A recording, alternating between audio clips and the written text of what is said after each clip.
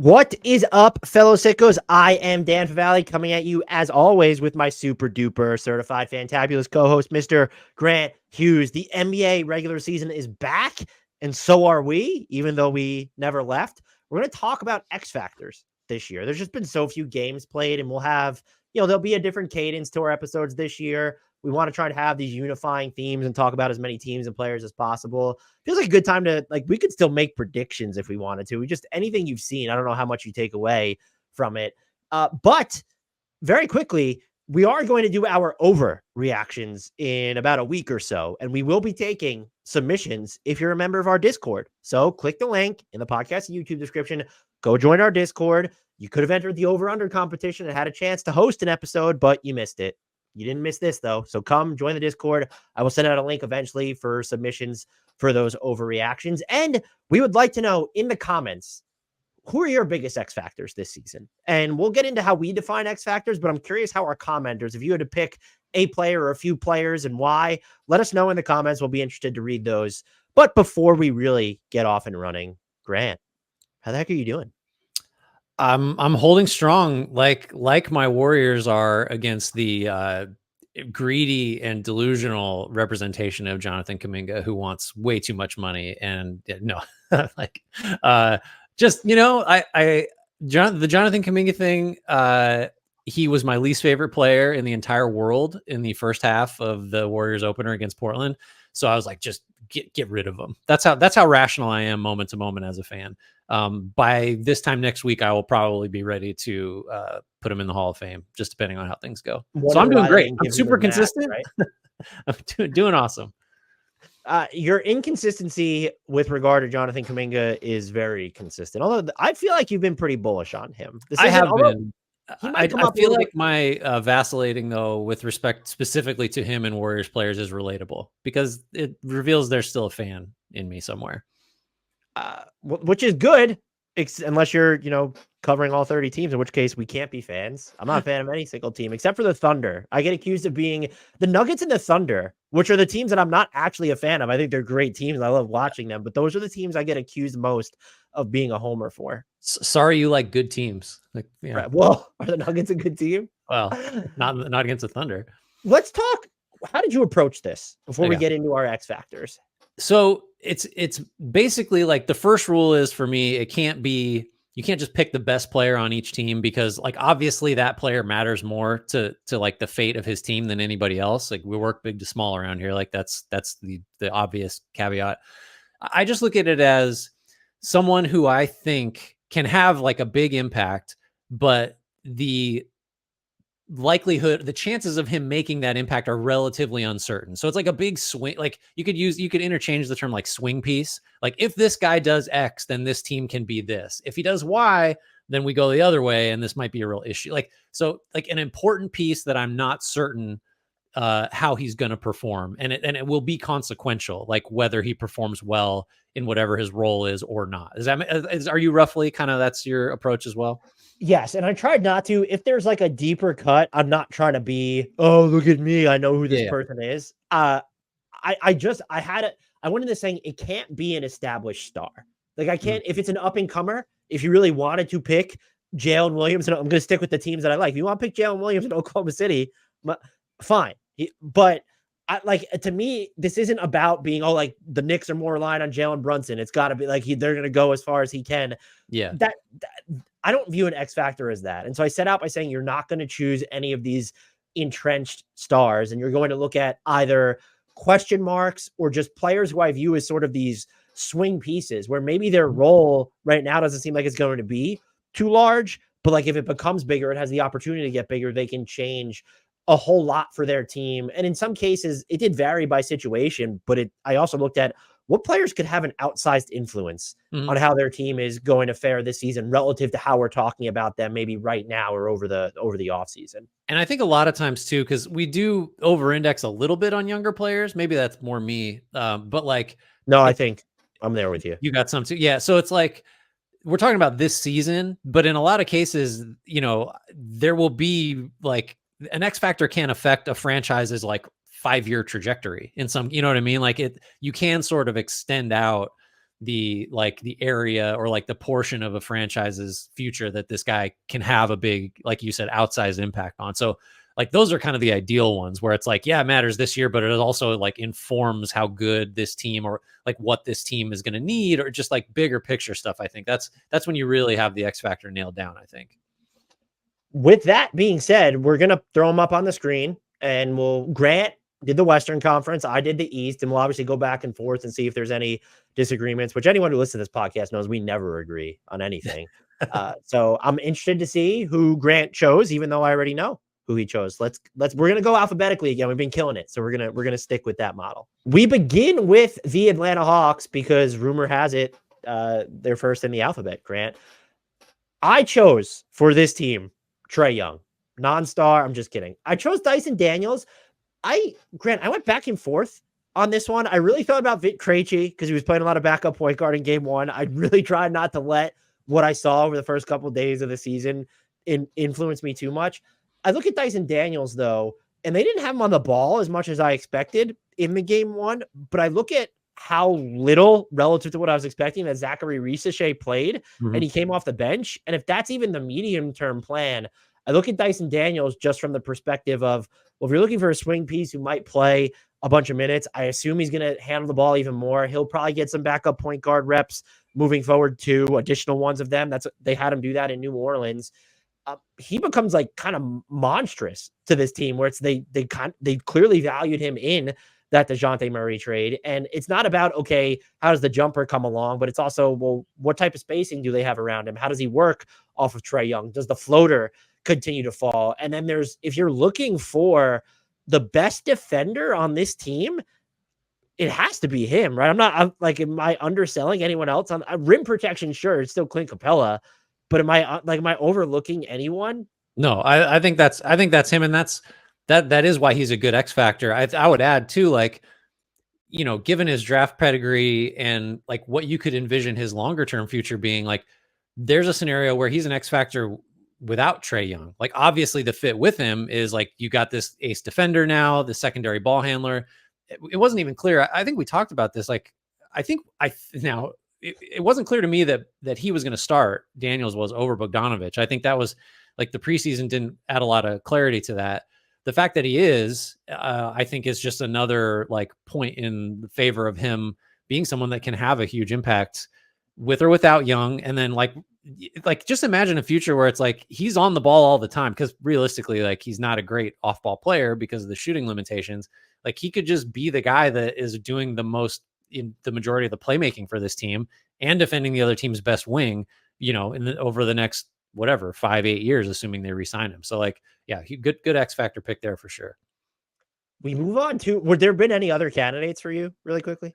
I mean, I would give some thought to Onyeka Okongwu, just because like this was before he had a career high 28 in the opener. But just like Capella's expiring, Okongwu hasn't really announced himself as a like starting caliber 5 yet, despite, you know, the high draft pick, and he's already on his second contract. So his ability or inability to occupy that role, I think, would go, because if he can't be your center and Capella's probably not going to be your long-term center, well, now you're just like, well, what are we doing? Larry Nance didn't even play in the opener. So it's like, that was bizarre, by the way, because I would have considered him, and it was kind of like that made me waffle a bit. Right. So our next team, going alphabetically, Mr. Grant Hughes, is the Boston Celtics. This was a team that was unnecessarily difficult just because they have you can't pick. I know Al Horford's older and there's the Kristaps Porzingis injury, so you could in theory view it as him, but I'm watching him just destroy the Knicks on opening night, and I'm just watching Al Horford even against Al Horford is never going to retire, right? Like, that's just where we're at. So anyone in the starting lineup plus Kristaps Porzingis, and I don't know about you, I didn't go the route of, Joel Embiid's knee. Spoiler alert. Like, that's not something I did. I went with someone who's going to help them navigate these minutes, Xavier Tillman, without Porzingis. And I think Luke Cornett has a case for sure. If you want to go with Sam Hauser, okay, fine. I think if you're trying to replicate what Boston has without Kristaps Porzingis to a T, he comes the closest just with the malleability on the defensive end, and they've empowered him to shoot from distance. I'm not saying he's Kristaps light, but if you're trying to get or mirror that experience or get a facsimile of it and maintain your 5-out spacing. At this point, I view him as kind of more impactful there, or the more likely candidate to actualize that than a Luke Cornett. And this might be very matchup dependent. We saw some more of Neemias Queta against the Wizards in game 2. But that was the perspective I approached this from with Boston. Yeah, I think, well, so for me, if you're talking about like league wide full season, like impact the championship X factors, Porzingis is one of like the half dozen biggest ones in the league, but just you can't really, again, we're not picking like major players here generally. I can understand the struggle. Picking anything for Boston is like hard. If you're trying to come up with trades, it's impossible. If you're trying to come up with, just a bunch of like, they're always so difficult because they're so known, the top 6, the issues, but so for me, like you could have said Queta, Tillman, or Cornett, or maybe just all 3 are the Celtics X factor. Cause it's like, which one are they going to need on a given night? And who's going to give them the spacing and or the defense that Porzingis could, like who approximates that the most? And like Tillman can do a little bit of both. And Cornett actually, do you remember, by the way, that Cornett came into the league as like a spacing big? Like his first few years of course you do, because you saw him with the Knicks, but like he was a guy that was like, he took more than half his shots from 3 for like the first 4 years of his career. So like, oh, maybe he's going to be the spacing and shot blocking Porzingis stand-in. Yeah, Tillman's a good one, but I acknowledge like you could just pick any of those 3 centers, not including Horford, and just that would be a viable way to go. This next team was, I guess, even harder in the sense of I didn't like what constitutes an X factor for the Brooklyn Nets. I don't really know. I don't know what the options there. I ultimately went with Jalen Wilson. I think that, and I talked about this with Lucas Kaplan on their season look ahead. He looks a lot more comfortable on the ball than I was expecting. And so if you're looking for kind of, and like even defensively, like trying to hold up, has good positional, just size and instincts there, it feels like. But really offensively, there are more layers to his game than I thought. And I probably, even going beyond that, it does feel like the Nets are prepared to explore those layers even more than I thought, which maybe that's a mistake on my end for not assuming that they would really plumb the depths of his game right out of the gate, because they're not trying to win this season and they have a dearth of just creators. But you look on the ball, off the ball, like he's just doing a lot. He played more minutes to open than I thought he was going to. And I think if you're trying to look at, oh, they found someone this year, like before they're getting these high draft picks. I don't know why I'm quoting high draft. It's going to be a high draft pick. That's what they're trying to do here. So before they start bringing in these higher end prospects, if you're looking for them to, oh, they found someone during this period, it's not just Cam Thomas. It's not about Nicholas Claxton. It's, oh, they found a dude, not the dude, but they found a dude. And Jalen Wilson, I'd give some consideration to Trendon Watford for sure. And I mean, like Keon Johnson, like having him on the ball more, that's been interesting. But I think Jalen Wilson is the most likely guy to become, oh, they found a dude candidate for the Nets. Yeah, I mean, he's definitely one of those guys where like if you're not a Nets fan and you have, for whatever reason, you happen to catch a Nets game on TV and you just see Wilson out there, you're like, who is that? I don't know who that is. And like, that's the definition of like, they might've found somebody. Is he's definitely not, in a national sense, like well-known at all. I would just throw, we don't need to do this on every team, but like Noah Clowney is someone that is just like, what if Noah Clowney becomes, the floor spacing, super athletic shot blocking 4-5 guy. Like you may not get any sense of that this year because the stakes are going to be so low, but like if he shows enough, then maybe you start thinking of him as like the closest thing to a cornerstone piece they have. Like the long way to go. Are the Nets just a team of X factors? Well, that's the thing. And, but you raised the point too. It's like, so an X factor is supposed to have like a big swing effect. It's like, okay, so that's the difference between like 12 wins and 19 like that. Like, okay, like I don't. Yeah. Well, what's interesting is too, is that you could also pick, is Cam Johnson the X factor or is it Cam Thomas? Is Ben Simmons really the X factor? Cause they, like, when they win too much out of the gate, they need to start making, oh, it's like, no, he's too good. He's got to go. Does that make him an X factor? Kinda. I mean, they're very much upside down. Our next team is the Charlotte Hornets, and this is one I actually struggled with because I thought there were a bunch of options. I gave consideration to Tijan Salon. I gave consideration to Trey Mann. I came very close to picking him. I ultimately went with the one, the only Mr. Grant Williams. Dallas Mavericks fans will be thrilled. Mark Williams is injured all the time, and it seems like they're going to have to use Grant Williams to defend centers more than they would like. He held up fairly well in Charlotte's first game of the season from what I saw of it. And if he's going to do that while providing you with the floor spacing element in the front court, especially if it feels like you're going to get maybe wax and waney performances from some of your other front court players, whether it's Nick Richards, Mark Williams with the dicey availability, even a Miles Bridges in that regard. This is someone who can, not that he's the most likely candidate to provide the dimension of consistency, but he can open the floor for you in the half court. He will get up and down the floor as well. And if he gets to a point where, oh, like we're comfortable with him just defending fives and we'll figure out maybe the roving rim protection element, like by committee around him, or we'll just deal with the consequences of it. You can run some pretty just electric lineups around, and especially because the version of LaMelo Ball, which is also why I considered this for Grant Williams, who's putting pressure on the rim, like as much space as you could just get for him to do that. Grant Williams is going to be the big on this team that will have the biggest impact there. Yeah, I think that's a good one. I think it's like he's an X factor in the sense that like he might just be the key to Charlotte being the best version of itself. And you're talking all the things you're talking about, like opening the floor up.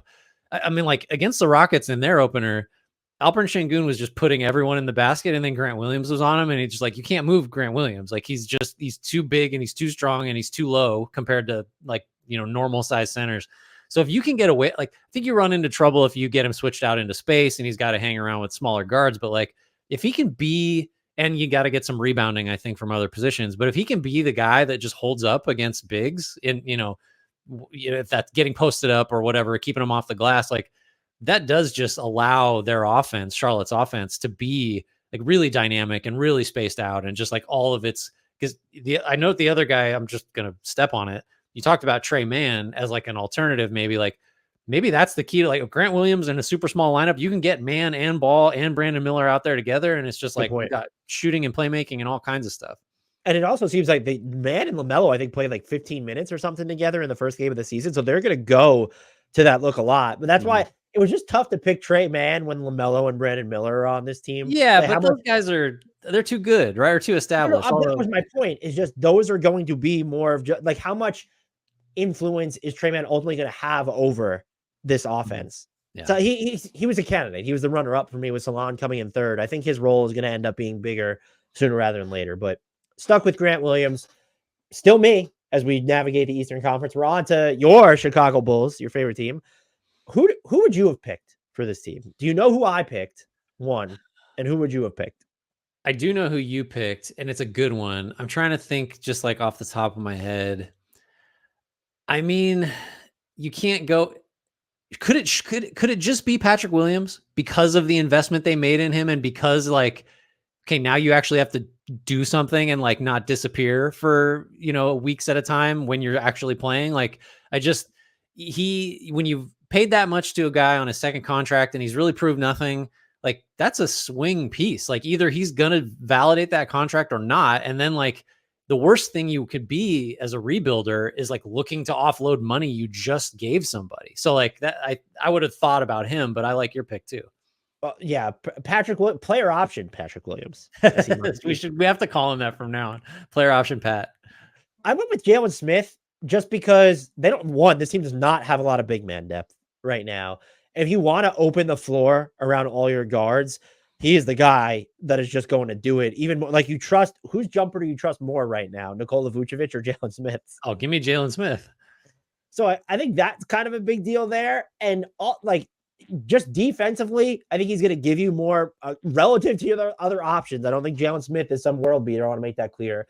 But if you're kind of looking to move players around on the perimeter, he's going to hold up there better than Vooch. That's just not even up for debate.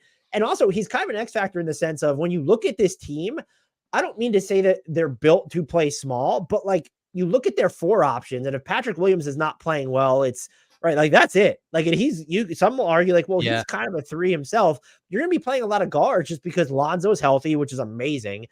Or he's healthier. Zach LaVine, Josh Giddey, Kobe White, Ayo Dosunmu. It already looks like Javon Carter's out of the rotation, which we expected, but like you're going to be playing a bunch of lineups where effectively if Zach LaVine or Lonzo Ball is your three, like you're playing with three guards at that point then.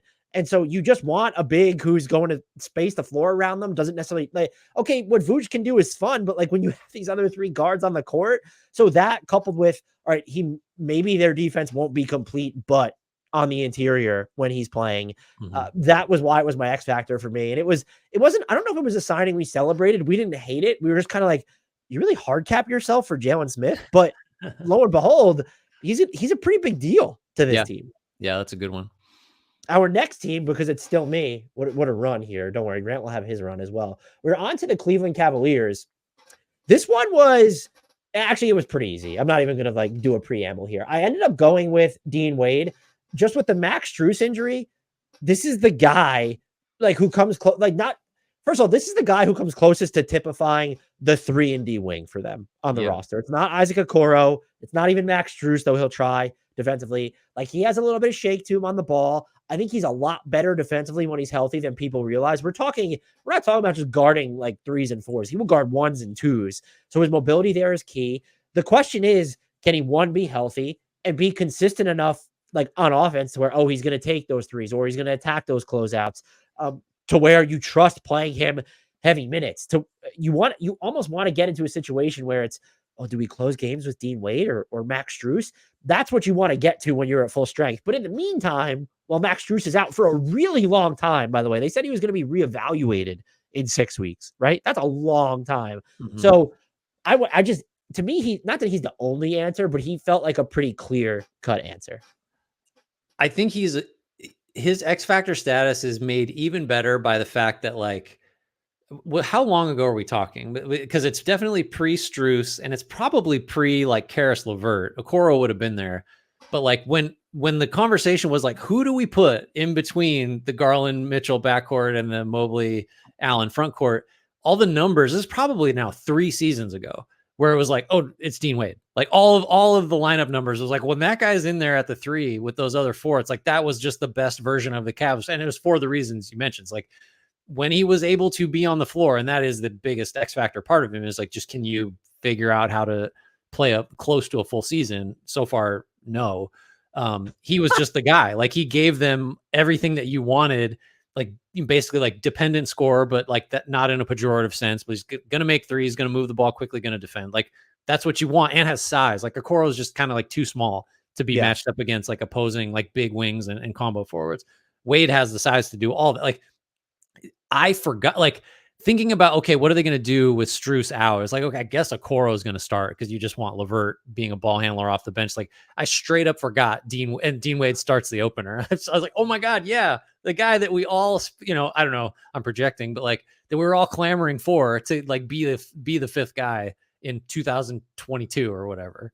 And you made a point that made me think of another point. Is because he has that size. When you talk about the staggered big lineups, we saw some like Max Strus is like the 4 stuff last year. I've been trying to figure out how to get Larry Nance Jr. back on this team forever because like he would be perfect for those lineups.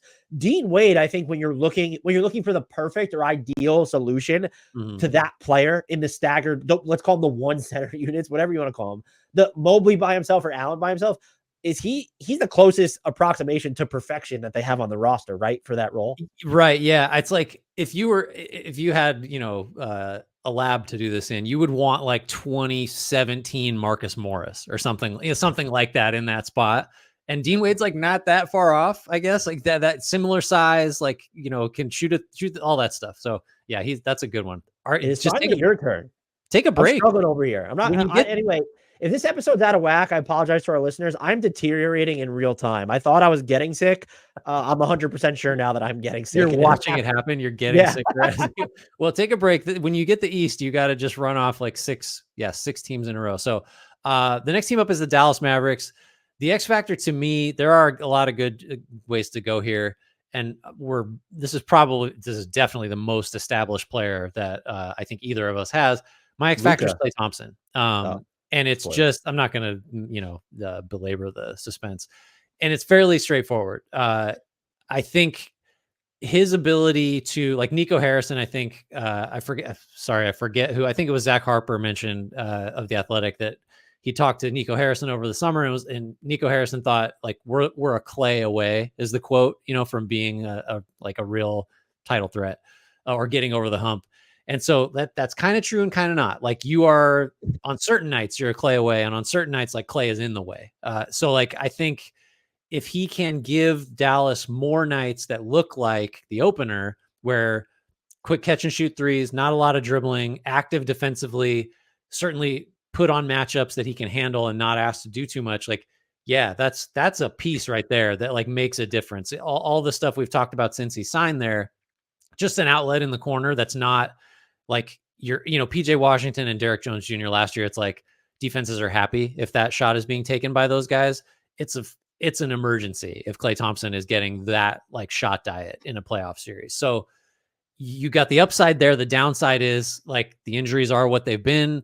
He had brutal stretches last year, forcing shots, like total inability to guard anything. Like that's going to happen. Like those nights will appear this year. And the expectation given his age is that there might be more of them. But if Dallas can just get the best out of him as often as possible, he's just a game-changing offensive piece there. Like you can't overstate the potential impact of a guy that like gets the full defensive focus when he's hot, and that plays on a team with Kyrie Irving and Luka Doncic. Like that fundamentally changes what Dallas can do. I'm with you. What do you think that in what ways are they better built to insulate him defensively than the Warriors were? Because I saw a lot of that where it was, Clay was active. Look at the steals he had in game one. But to me, I view it as, yes, they had Draymond Green, but inconsistently. When you look at his availability, the Mavericks are just bigger. Yes. They are huge, and it feels like they are better built than the Warriors to manipulate the type of matchups and responsibilities that Clay is going to take on. And they also are, maybe this year's version of the Warriors would have been fine to insulate him. But when you look at, teams will target Clay. Mavericks are going to like try and switch out of those actions well before it ever happens. And they have experience doing that. So that's why I don't know if he'll be a good defender. They don't need him to be a good defender. They just need him to not be a train wreck. And they are built to make it so that he's not a train wreck. And so I guess I might be overcorrecting too, because it felt like there were corners of the internet that wanted us to believe that Klay Thompson was basically a minimum contract addition that the Mavericks overpaid. And it's like this dude has real value on the offensive end, and you put him in a different environment, he's probably going to buy into this offensive role more than he would have with the Dubs, or maybe he would have bought in if the contract wasn't a concern. Who knows? I just find kind of the perception of Klay Thompson now very fascinating. I mean, look, if you saw him on the wrong nights last season, you could be persuaded like this guy is just not a helpful player anymore, because that was the case. But just the context in Dallas is so different. Like they can put so much size on the floor around him that even if he is being targeted, there's just more length just all over to just like clean up if he does get blown by or whatever.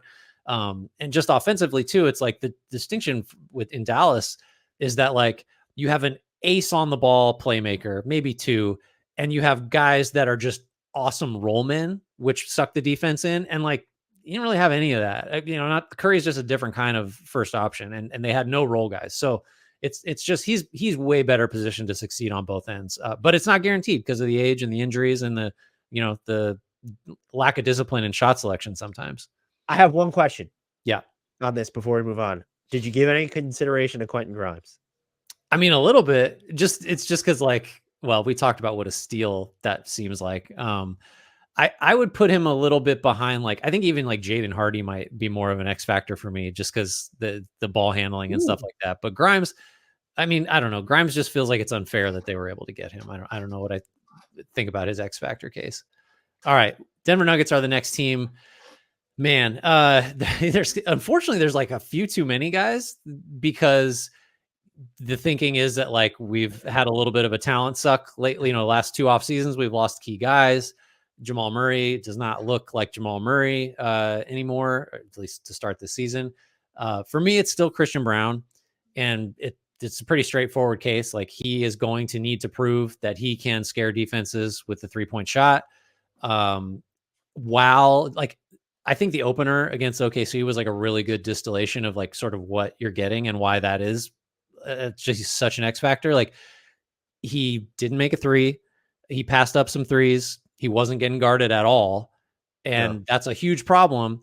but he was still awesome as a cutter and in the open floor and like defends his ass off and plays hard and like does so many good things that I guess against the right teams, maybe that just outweighs the shooting questions, but he's just going to have to make shots. Like Yeah.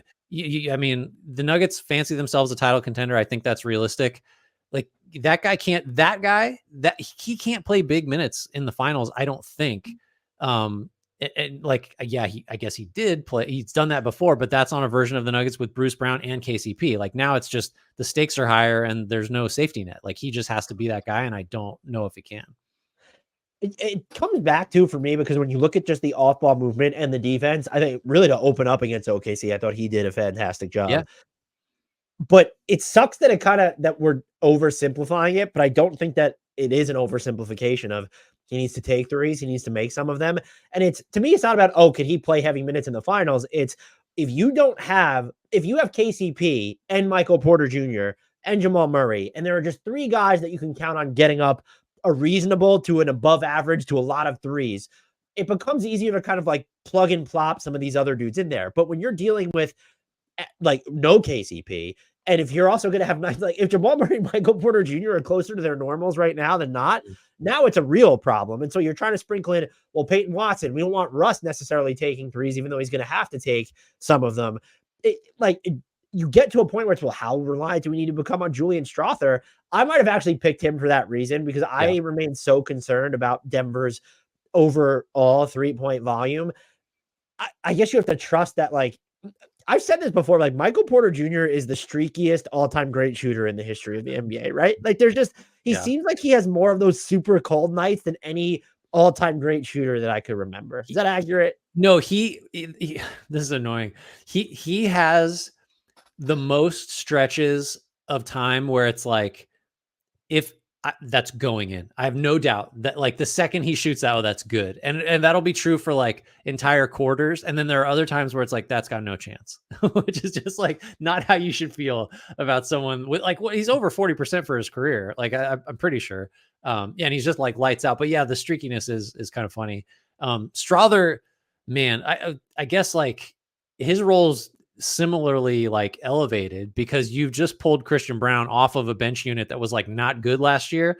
And the early returns suggest the Nuggets bench might be even worse now because you promoted someone who was like one of the few guys that, was a plus there before. So I don't know, double X factor. Strawther's there too. You could make Russ the X factor just for many different reasons too. Can he help that bench? Is he going to be more detrimental than not? I think here's my spicy take. I like to be clear. I would have went with Strawther. You could have went with Jamal Murray. Oh man, yeah, that's a bad thing. You really right. Are we back to me? Oh my god, we're back to me again. We're on to the Detroit Pistons. I'm curious to see where you would have went here, but for Detroit, I wound up selecting Jaden Ivey.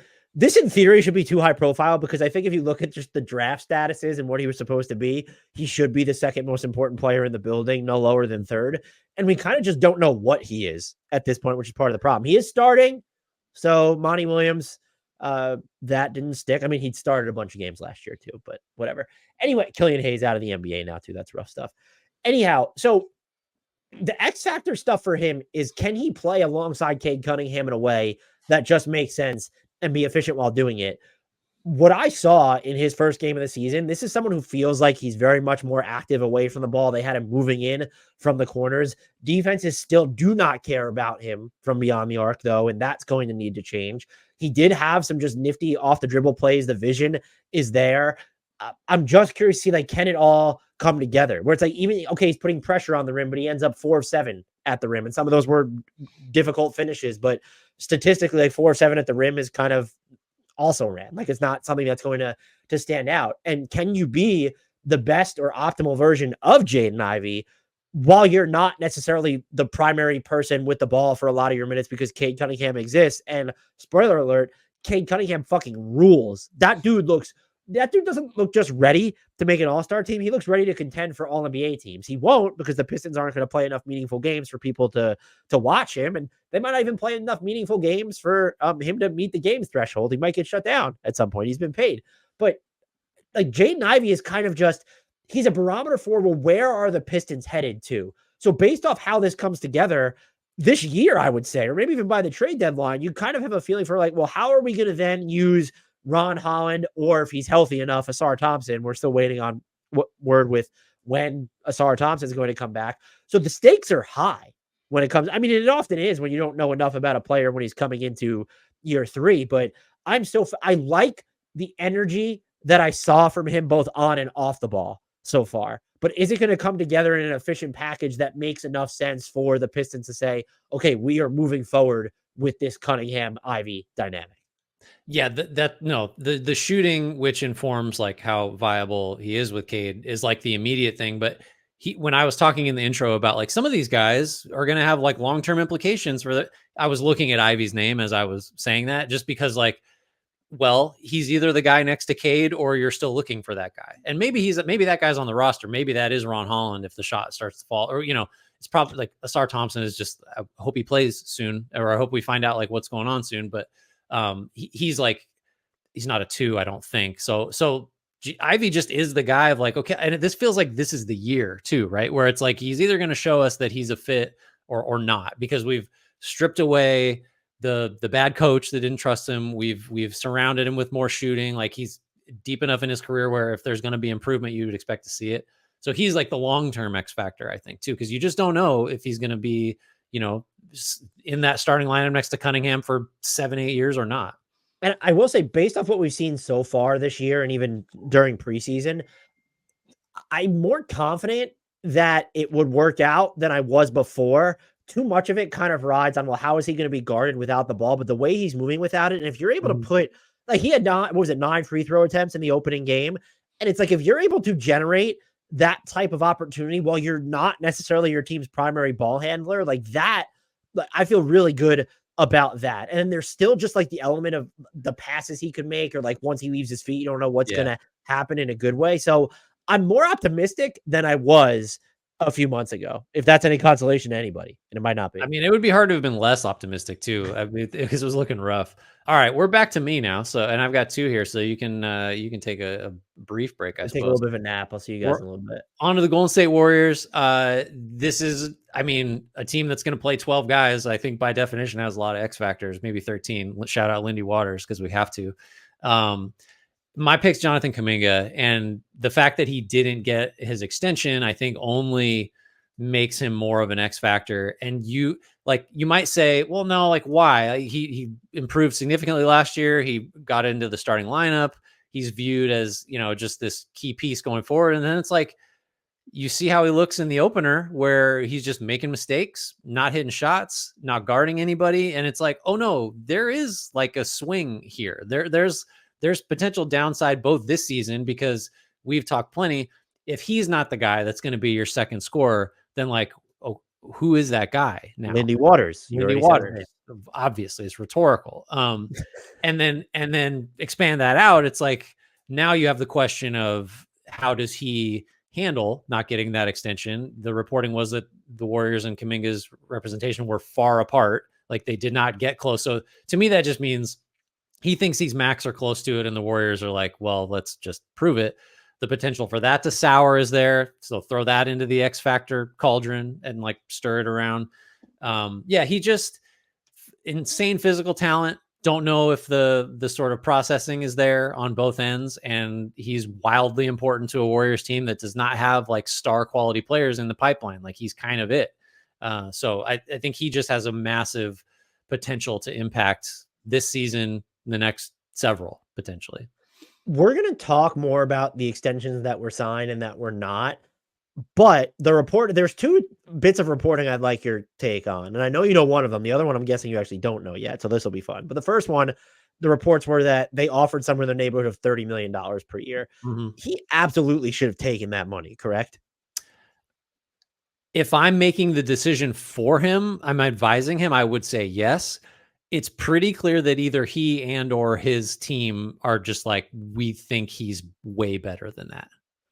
My whole thing there then is there's no way he's finishing the season on this team then. They're not giving Jonathan Kuminga max money. Well,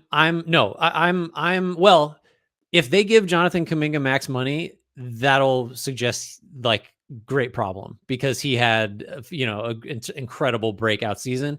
I am working on something about who's going to be in the trade rumor mill most of this season, and his name's on there. So like, I definitely, because you're right. Like, if you don't think we may have like a frayed relationship between team and player. That's one thing. We So you're probably, talking about you and me for a second. yeah, I said. we probably do. And two, like, this is just what you do with someone where you're pretty sure that, like, it's almost like the Ayton thing with Phoenix a few years ago, whereas like that relationship had soured. They had his restricted rights, they matched, and then eventually they just traded him, and it was like the most obvious foregone conclusion ever. I don't think you want that situation. So yeah, trading him does. Did you get? Is there a report I don't know about that? Like they're talking about it from Bleacher Report. Shame on you're a terrible employee. Who reported that? Bleacher Report's Jake Fisher. Is back. Said that the Sixers are interested in trading for Jonathan Kuminga and have let it be known that they're prepared to pay him. I have two questions on this money. Right. Well, it's not Daryl Morey's money, so I get why he's fine with it.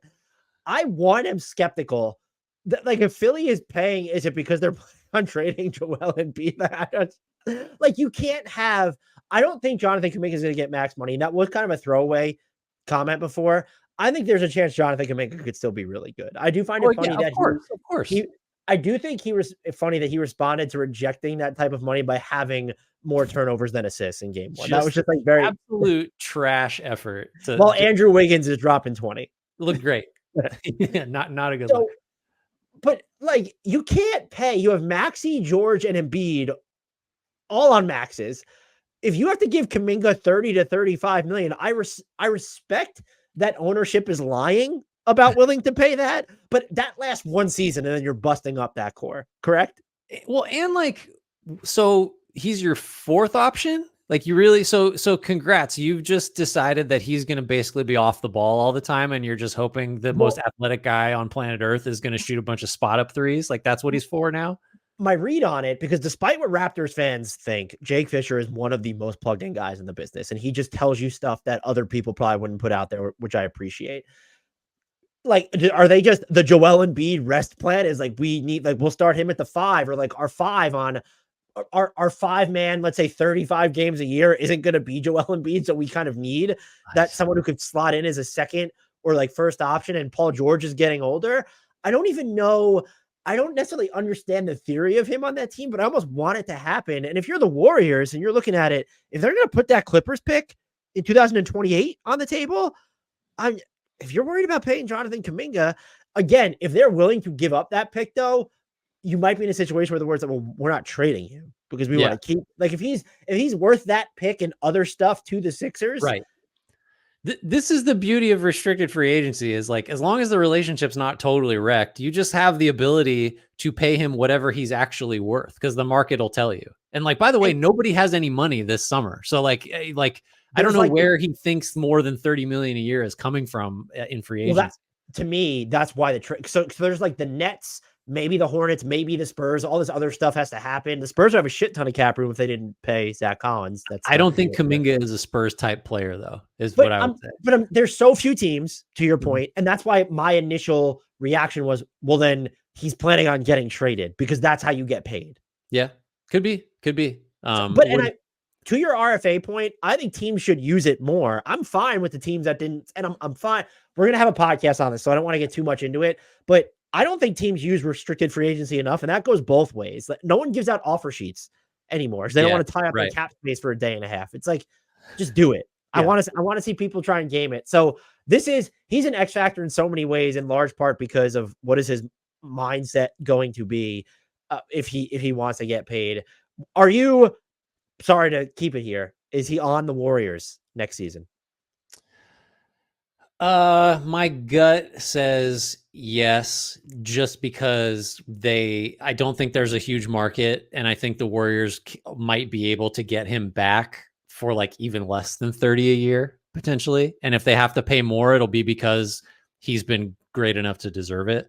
But I will acknowledge that, like, the things that have happened over the last week or so make a trade like pretty logical at some point.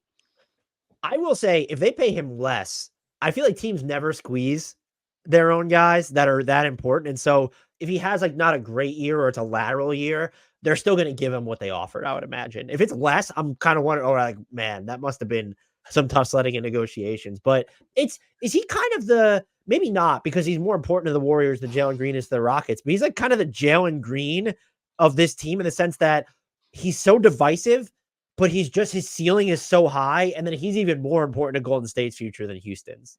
Yeah, So because Houston's got 14 other guys, which we're going to talk about right now. Good segue. What a segue. That's why I set it up like that. Houston Rockets up next. Again, like a lot of options here, just partly because there's so many young players that we're just not sure like how good or how quickly they're going to get good and what that's going to look like.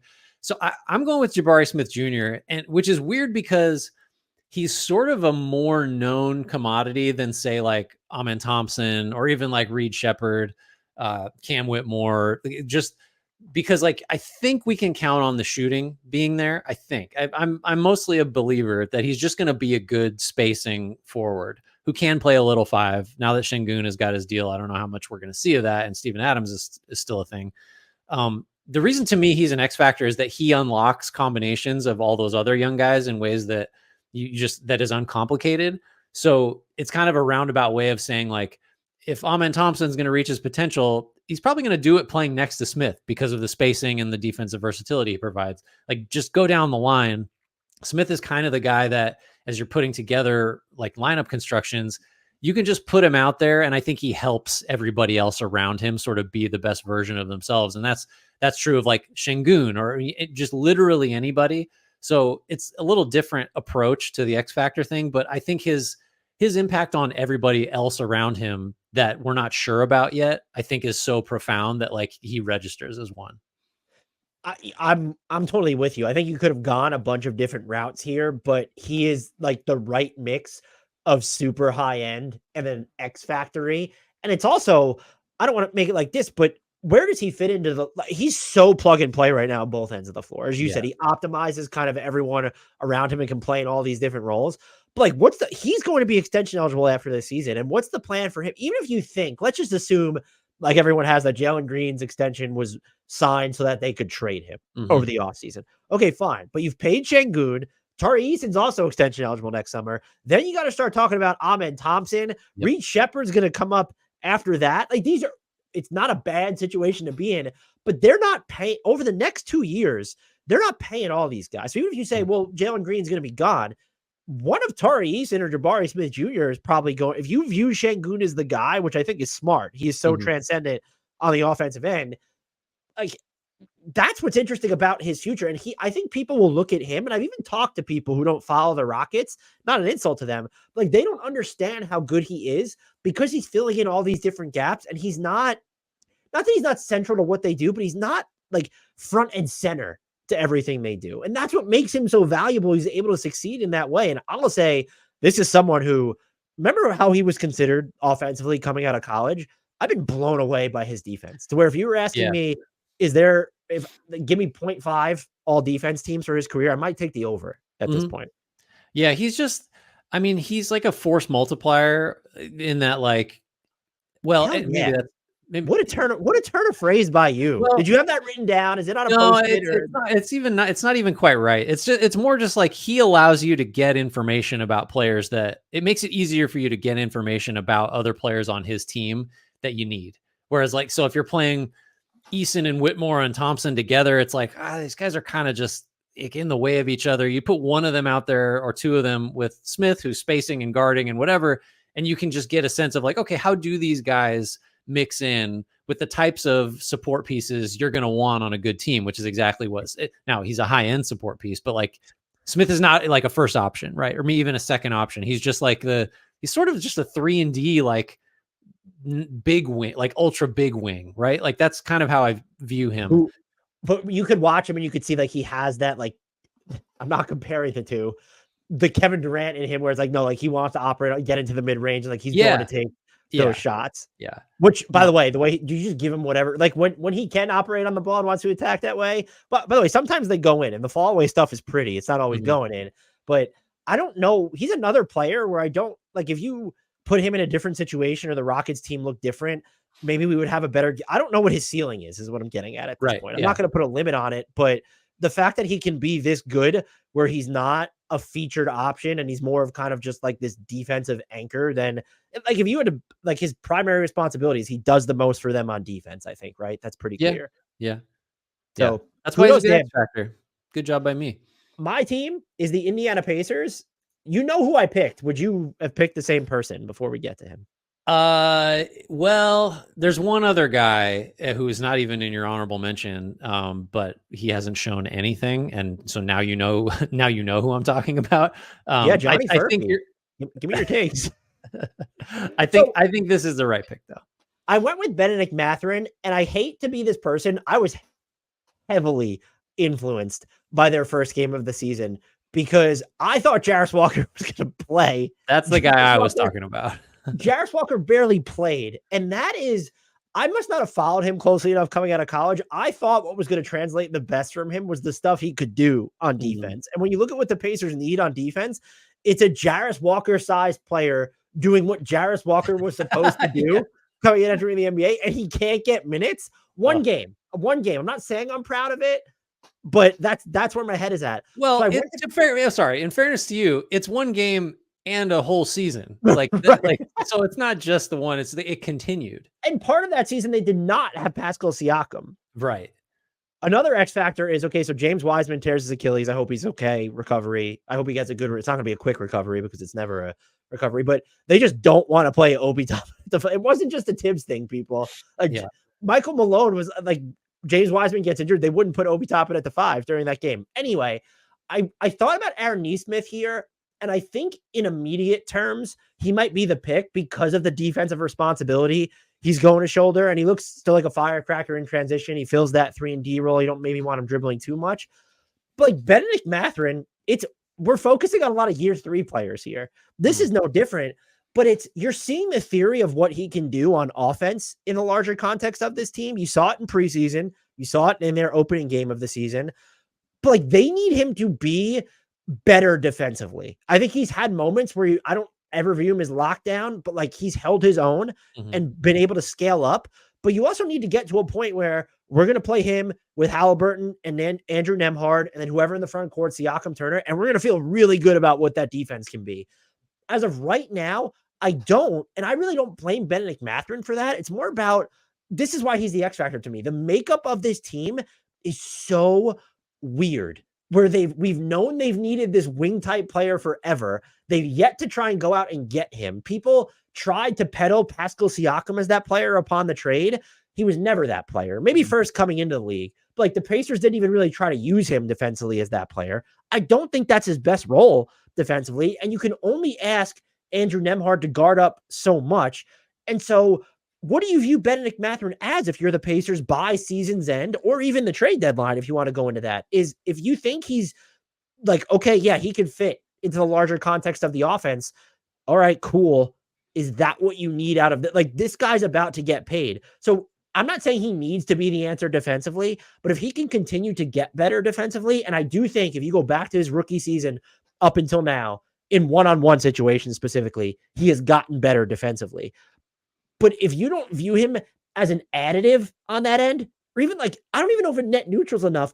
I don't understand what is the future of him on this team then? If you have Nembhard and Halliburton, you could just say, well, he's eventually he's just going to settle into that 6th man type role. Okay, great. But to me, he's actually clearly better than that on the offensive end. Like his archetype for all he does defensively is a plug and play guy, some of the catch and go stuff on the ball, some of the more methodical stuff on the ball. We'll see if he continues to progress as a passer. It's so fascinating because I don't put him here because I don't think he has value. I just feel like his value might be marginalized or is capped on a team that is built the way that the Pacers are right now. That's 100% it. It's so like, I feel like I default to, I see the skill set and it's like, that's a 6-man, like a very good offensive 6-man. And like the Pacers don't need that. And so he might be an X factor in the sense that like, if he doesn't show the things you're hoping he shows defensively and otherwise, he's the way you trade for that guy potentially. Like, and like, it feels early, I guess, to be talking about that, but like the Pacers aren't a rebuild. This is a team that's like ready to try to make the conference finals again. So I think that's the way to go. Jarris Walker would have been my pick, but it's just like the upside of the X. Like there's what does it Is even his mean? case is his case stronger or weaker if he's an inconsistent part of the regular rotation? Walker? Yeah.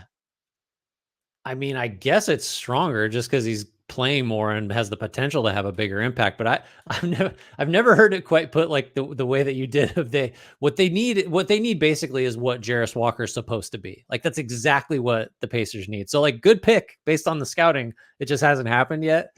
Honestly, I wrote about this for Basketball She Wrote, had me on a guest panel. Shout out Caitlin Cooper. One of the questions was, what stood out to you the most about the Pacers preseason?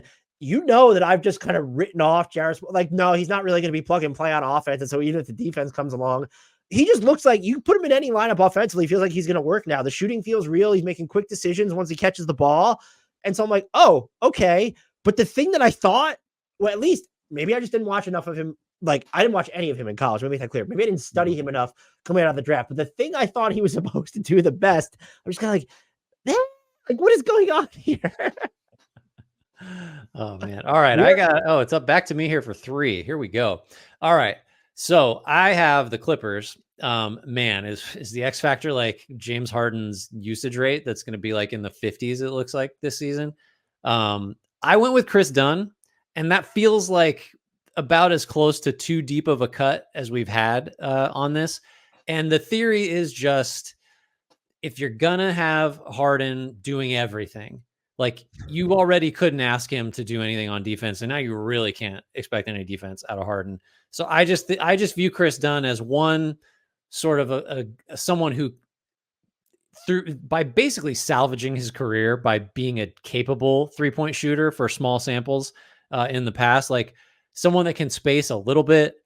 So therefore he can play with Harden, which means you get his defense on the floor, which is really what you're after, and can sort of, it's like he's just not a pure point guard. I think coming out of college, it felt like that's what he was viewed as.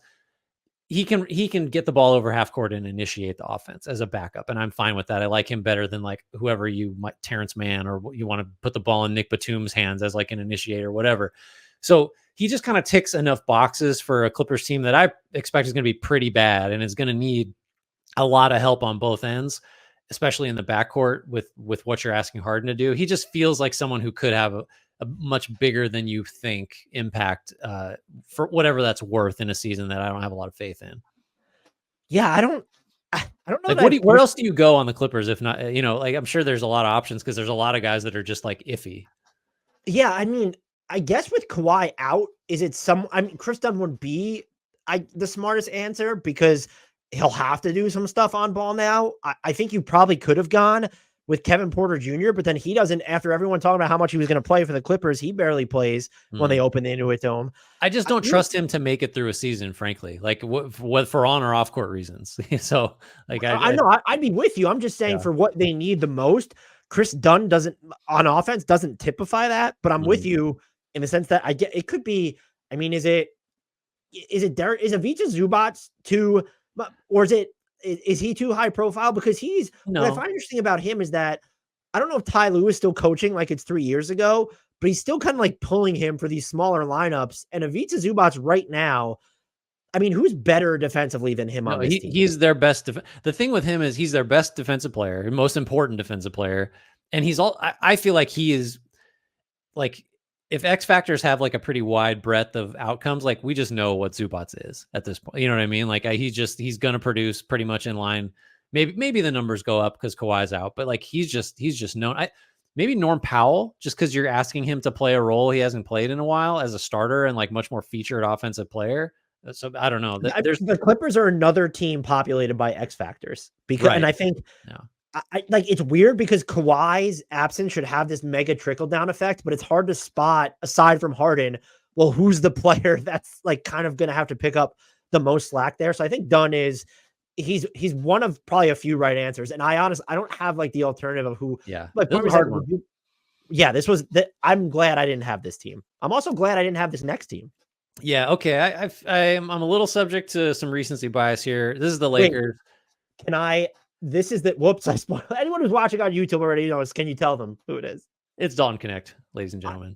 This is the team. I didn't talk about this at the outset. If I had to pick a coach, the Lakers would have probably been the team that I would pick the coach for. Yeah, that's interesting. I will say the opener reflected well on JJ Redick. But that's one game. We got several more this year, Dan. I don't know if you know that. They play Well, more than one. how many of those are we actually going to watch? I've watched my one Lakers game this But yeah, season. quota. I ticked the box and I don't have to watch them anymore. No, so Connect. I just look the 20 straight and the 35 points in the last preseason game.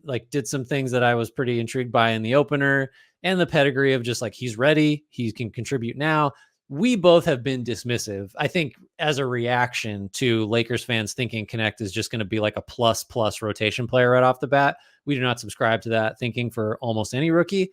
I'm still kind of there, but I do think he has it looks like he's got the game to just kind of fit in and plug gaps and be a valuable shooter and secondary creator, hold up on defense, right place, right time stuff. And I think the bigger factor is if he's really ready for big rotation minutes, that's kind of the way forward for, okay, now if we're trying to make a big impact trade, we're okay giving up Rui Hachimura, or we're, if there's a little more playmaking in his game. I don't know, the D'Lo stuff. I don't think Connect being a good offensive player means you can trade D'Lo. I think you can trade D'Lo because just any guard you get back will be fine. But that's the other factor is just if he's really ready and he's on a rookie scale contract and just, he's cheap, he's making an impact, you can move some of your costlier guys in a blockbuster trade. And that's just he enables that a little bit. Yeah, I don't even know what the alternative pick would be. Maybe it would have to be Rui. Rui looked real good to me in that opener, super aggressive. You could go with I don't know, Jared Vanderbilt or Gabe Vincent, just will they play? But that, that's a short conversation. Yeah, this team is another tough one, but I agree. I think I probably would have went with Dalton Connect as well. Oh, you could have also went with Max Christie, I guess, but yeah. He's already paid. We moved to the Memphis Grizzlies here, and I'm going to back-to-back it here. Another rookie. I hope I don't have any more rookies. I think, oh no, I do. I have one further down. I'm going with Zach Edey. We have talked, this is the only discussion point about him basically is he's going to start, and he did. And he's got some real pluses in that he's enormous and is actually a good finisher inside, blocks a lot of shots. How's he going to hold up in space? How's he going to, can he spread the floor at all? So the questions are as obvious as the quality attributes for him. And I just think he has such a potential to change how the Grizzlies look, because if it's not him in the middle, then it's a lot more Jaren Jackson Jr. when he's healthy. And that just changes, or Santi Aldama. Yeah, superstar Santi Aldama. I don't know if you good. He looked good. I mean, he's not an X factor. He's just going to get you 27 every night. He also, by the way, in their opener, he couldn't buy one. The first, he had such clean looks to start the game from three, and I think it might have only been two, but it felt oh my god, if he can't make this shot, and then he made all of the rest of the shots. But yeah, it has to be Edey, doesn't it? It's just he's either going to be a plus starter or oh no, we can't play him against a lot of lineups. And then what do we do?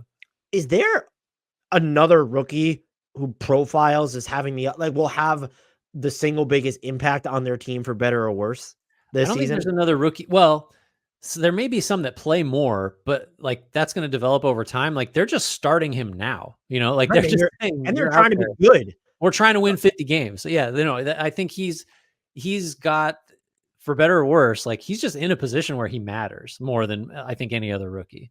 I did, entering the season, I predicted that he was going to average a double-double with at least 1.5 blocks per game. He might. And I think that sounds fairly modest, but there's not a lot of players who have done that, because he's going to get the 10 points. I think he's going to play enough. But the only other rookies to do that are Tim Duncan, Alonzo Mourning, Dikembe Mutombo, Shaquille O'Neal, Emeka Okafor, Hakeem Olajuwon, David Robinson, Ralph Sampson, Karl Anthony Towns, and Victor Wembanyama. I felt pretty good about the prediction. I spent some time writing saying, as long as he stays out of foul trouble. Oh boy. How'd that go? And after watching him in preseason, I was pretty confident that even if the minutes were borderline, where he wasn't closer to 30, he was closer to 24 or something. Oh, this will be fine. He fouls out in his first NBA. Was it 15 minutes? I think it was some crazy low total. Yeah. No, I mean, I'm going to excuse that just as the cliche of like the game's moving too fast for him. It's like, I can imagine on opening night of your rookie season, you're starting. Like, I could imagine things looking a little blurry out there, at least at the outset. If he is not it as a rookie, which by the way is just possible because he's a rookie. I know he's a 4-year college player. He's still a rookie in the NBA. Do you actually think they have enough in the front court to overcome that? I mean, yeah, that's what I mean is like, I think so, just because Jackson can be your center. I just think he's way more dynamic and exciting if you can let him rove off the ball a little more. But like, you're giving up rebounding, you're giving up like a lot more size and length, because theoretically, if he's your center, you're playing someone who's like a 3 or a 4 at the, you know what I mean? Like, Aldama is not a forceful player if he's your starting 4 next to Jackson. So like, I think the Grizzlies will still be good just because there's enough John Morant, Desmond Bane, Jackson, like that. Those 3, like, just give me average players around them. That's a good team. It's just very different. It's less like the really good Grizzlies teams with Adams, just like beating the shit out of everybody in between all that talent. My turn. We're on to the Miami Heat. I struggled with this team, and I ended up settling on someone who I didn't think I was going to settle on, but it came down to Jaime Jaquez and Nikola Jovic for me. I ended up going with Nikola Jovic. And in theory, it should be Jaquez. He's just a more dynamic player overall. But I'm watching this Heat offense, and they just desperately need somebody, anybody, who's going to get up threes. Yep. And Nikola Jovic I know Terry Rozier will get him up. I know, but I'm talking about someone kind of I don't even want to say, like, from the 3, 4, 5 spot. Someone's got to get him up. And Nikola Jovic is going to get him up. And I know he only went 1 of 7 in their opening game of the season, where they got absolutely trucked, by the way. For what they need him to do alongside Bam Adebayo, and I think he's what I think defensively my hope is for Grady Dick, where it's okay, he's got size, he's always in the right spots, he's got some strength to him. And so I don't think he's a great defender, but I think that you can build an elite defense with him in the lineup as one of your 5. Whether he's a part of that or it's in spite of him, I don't think he can submarine a defense. But he's going to be an X factor there, because if you're playing alongside Bam Adebayo, your responsibility is still going to be fairly huge. You're just going to get a ton of minutes there. Mm-hmm. But it's mainly for the offense. It's just like when you're trying to search for unexpected dynamism from this team, I'm like, okay, is Jaquez ever going to expand his 3-point volume? And we know what Tyler Hero and Terry Rozier can do, but they're doing kind of what you expect them to do. Like, where is the swing piece on offense going to come from? And that's where it came down for Jaime or Nikola Jovic for me. I think it's Jovic, because he seems more, he is playing more of a, I guess, finite role would be the way to describe it. But like, that role is going to be important if you want to open the floor, because you have Bam Adebayo is going to take more threes. He's not going to take a ton. Jimmy Butler's just not going to take a ton of threes. And we'll have to do, is there a piece or panic to be done on Jimmy Butler at this point? I don't know. But if Jaquez's volume is going to remain where it is, if Haywood Highsmith's volume is going to remain where it is, they need Nikola Jovic's floor spacing. Like, they absolutely need it. Yeah, I think Jaquez is someone, I don't know if this is totally fair, but like, he doesn't seem like an X factor to me, because it's like, well, if he just plays more, he'll just give you more of what he's already giving you. Like, maybe I'm putting too like low of a ceiling on him, but I just think he's a really good rotation player, could start, but it's like, we kind of know what we're getting there. Jovic is the guy that, like, for a couple years was, when you're making up fake Heat trades, it's like, this is the young piece that you're getting from the Heat. It's picks in Jovic and matching salary because he's got all this potential. It's like, now we're here. He's a starter. And he has to, exactly what you said, like, show me you're a little closer to Lauri Markkanen than, this low usage, like, non-threatening offensive piece you've been, which is, somewhat unfair to him because he hasn't had a ton of opportunity. Like, now he does. And the Heat straight up need him to be like a really impactful offensive player. And like, we'll see. We'll just, that's going to go a long way towards determining, if you're excluding like the superstars, like, what this Heat team can do. Because the offense has sucked forever. And like, he's just a piece that could be one of the reasons it doesn't for the first time in a while. I also have the Milwaukee Bucks here. This I did not have to think too much about. I don't even know why we have the mystery up on screen for anyone watching on YouTube. I went with Gary Trent Jr. Yep. I thought this was pretty clear. He is a starter, but they're going to simultaneously be asking him to do a lot of lifting defensively in a way that he hasn't done in the past, where it's, you want to go for your steals? Like, yeah, forcing turnovers is great, but you're also like, you need to just be a better, more attentive on-ball defender. And I mean, how many steals did he have in his first game of the season, Grant? That would be 0. Yeah. Atypical for Gary Trent Jr. So that's huge in itself, but they're also kind of asking him to play. I don't know if it's a different offensive role, but you're going to have to be okay taking 6 shots on some night, apparently. Is he going to be okay doing that? And he's going to have to trust that doing that will get him paid, that contributing to a winner will get him paid, which is, it's easier said than done, especially when, and I know the Bucks season kind of went off the rails last year, but like Malik Beasley was good for them. He got $6 million on a 1-year deal from the Detroit Pistons. Gary Trent Jr. is different. He's younger. He's a better defender overall, but I'm just interested to see how his season plays out. I also think, by the way, though, if he's buying into this role, he's a near perfect fit for this team. I think there are other players that you would want defensively in a vacuum, but for their core lineup, when Chris Middleton is healthy, and he, by the way, he's probably more important to them during Chris Middleton's absence as well. Yeah. But you look at that 5-man lineup with Middleton, Lopez, Giannis, Dame, and Gary Trent Jr., that has best in the league potential as a 5-man combination. And you need Gary Trent Jr. to be good for that to happen. I'm optimistic that it will be, but if things go sideways, or if he's just not having enough of a defensive impact, or if he's not dealing well with kind of the lower, more streamlined offensive volume after what he's kind of had in Toronto the past couple of seasons, there is some downside here. I ultimately think it's going to pan out, but we also could be looking back at this saying, wow, I didn't realize how huge that minimum signing was for the Bucks. Like we touted it as a bargain, but look at how good, what are they going to do without him when he leaves over the summer? Yeah. He's such an interesting player because like you said, being disruptive is valuable, but it's like a guy that really his main defensive impacts are it's like, it's not quite right to say that it's based on being kind of undisciplined, but like he did gamble a lot. Like that's how you get the steal totals that he gets. And now you're asking him to be very, very different, where it's like, be solid, because you're guarding somebody that you can't ignore and you can't go steal hunting. You have to check this guy. And like, I mean, you said like, can he do this smaller role, different role well enough and help generate wins enough to get paid? Like in his mind, it's got to be like, that's a big ask. You're asking someone to be very, very different defensively and change how they're playing on offense. And he's totally matters. Yeah, he's like the only pick here. I couldn't even entertain an argument on somebody else. Look, I don't really like going by the shot data on this, so I'm going to use the team performance. He guarded Tyrese Maxey a boatload in their opener. And the Sixers, there's no Joel Embiid and Paul George, so take this with a gigaton of salt.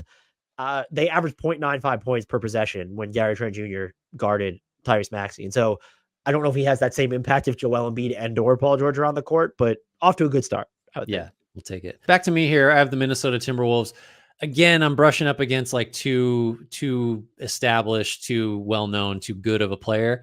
But like, just look at the dichotomy of his first 2 games. It's Julius Randle, just like atrocious in the opener, right? Like Rui Hachimura's quote of like, we kind of know he just stands around on defense was just so damning. And it was like, I mean, first of all, appreciate the candor. I wish more players just would say stuff like that.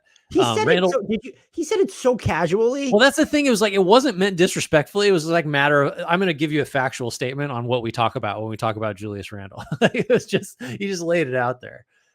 Much better in their second game against Sacramento. It was like 13-17, handle the ball a lot. 33 points. Yeah. Yeah. Super efficient. So there's that aspect of like, what's still he going to minus overall though in that game, I believe. And so how's he going to, a lot of this is similar to what you would always talk about with Julius Randle is like, how does he's a weird fit. Like he needs the ball. He doesn't really space reliably.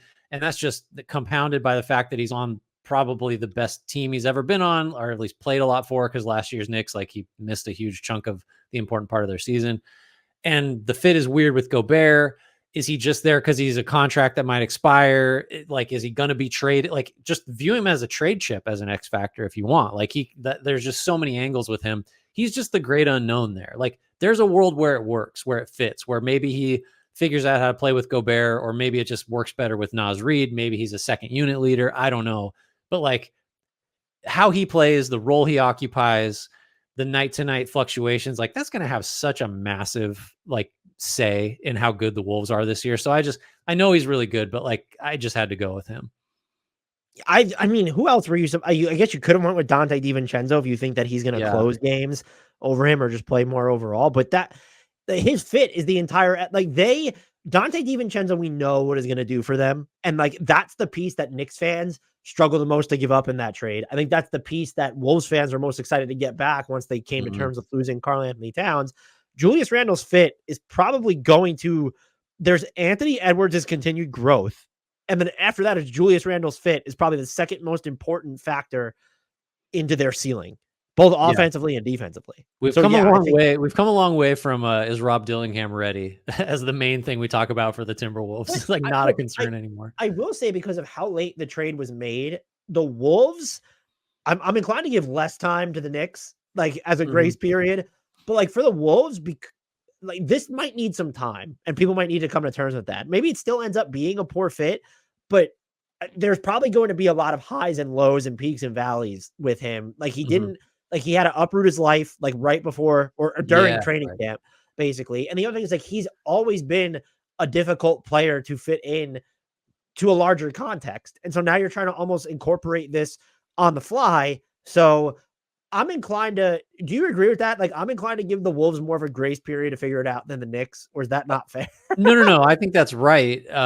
Just because like Towns is just, I don't know. We do this too much, but it's like he spaces the floor as a center, so like therefore everything's easy on offense. You know, like on that opening game of the season. No, that's the thing. Like that's the default you go to. Yeah, and like I agree, you have to give him time, but not to get too far ahead of ourselves. Like if he's gonna decline that player option and go into free agency, like you kind of have till the trade deadline because you're gonna maybe want to move him before unless you did this that happens. For the idea that he would opt out and you could just wipe that 20. Well, I mean, that's like the darkest timeline if you're a Wolves fan, right? It was a purely financial move. Like you got to hate that. I have the New Orleans Pelicans next, and this is a deeper cut, so I feel good about the contrast here. Although I am annoyed that opposing broadcasts and even the Pelicans broadcast are now just talking about already. Some of it was preseason and some of it was the opener of just like, oh, this guy, there's so much more. It's like, damn it, stop talking about him. I feel like I was in early. Jordan Hawkins, billed as the best. Feel better. Who's that? Yeah, let me tell you, billed as the best movement shooter in his draft class. You know, the utility of a player like him, given his size, is a little bit limited. There's a cap on it. But for this Pelicans team that is just like losing guys left and right, I think having just a plus movement shooter who might have some on-ball stuff, maybe, or at least like the kind of on-ball stuff that really dangerous, respected shooters have, where it's like up fake 2 dribbles, I'm making a pass because you're terrified that I'm going to shoot the 3.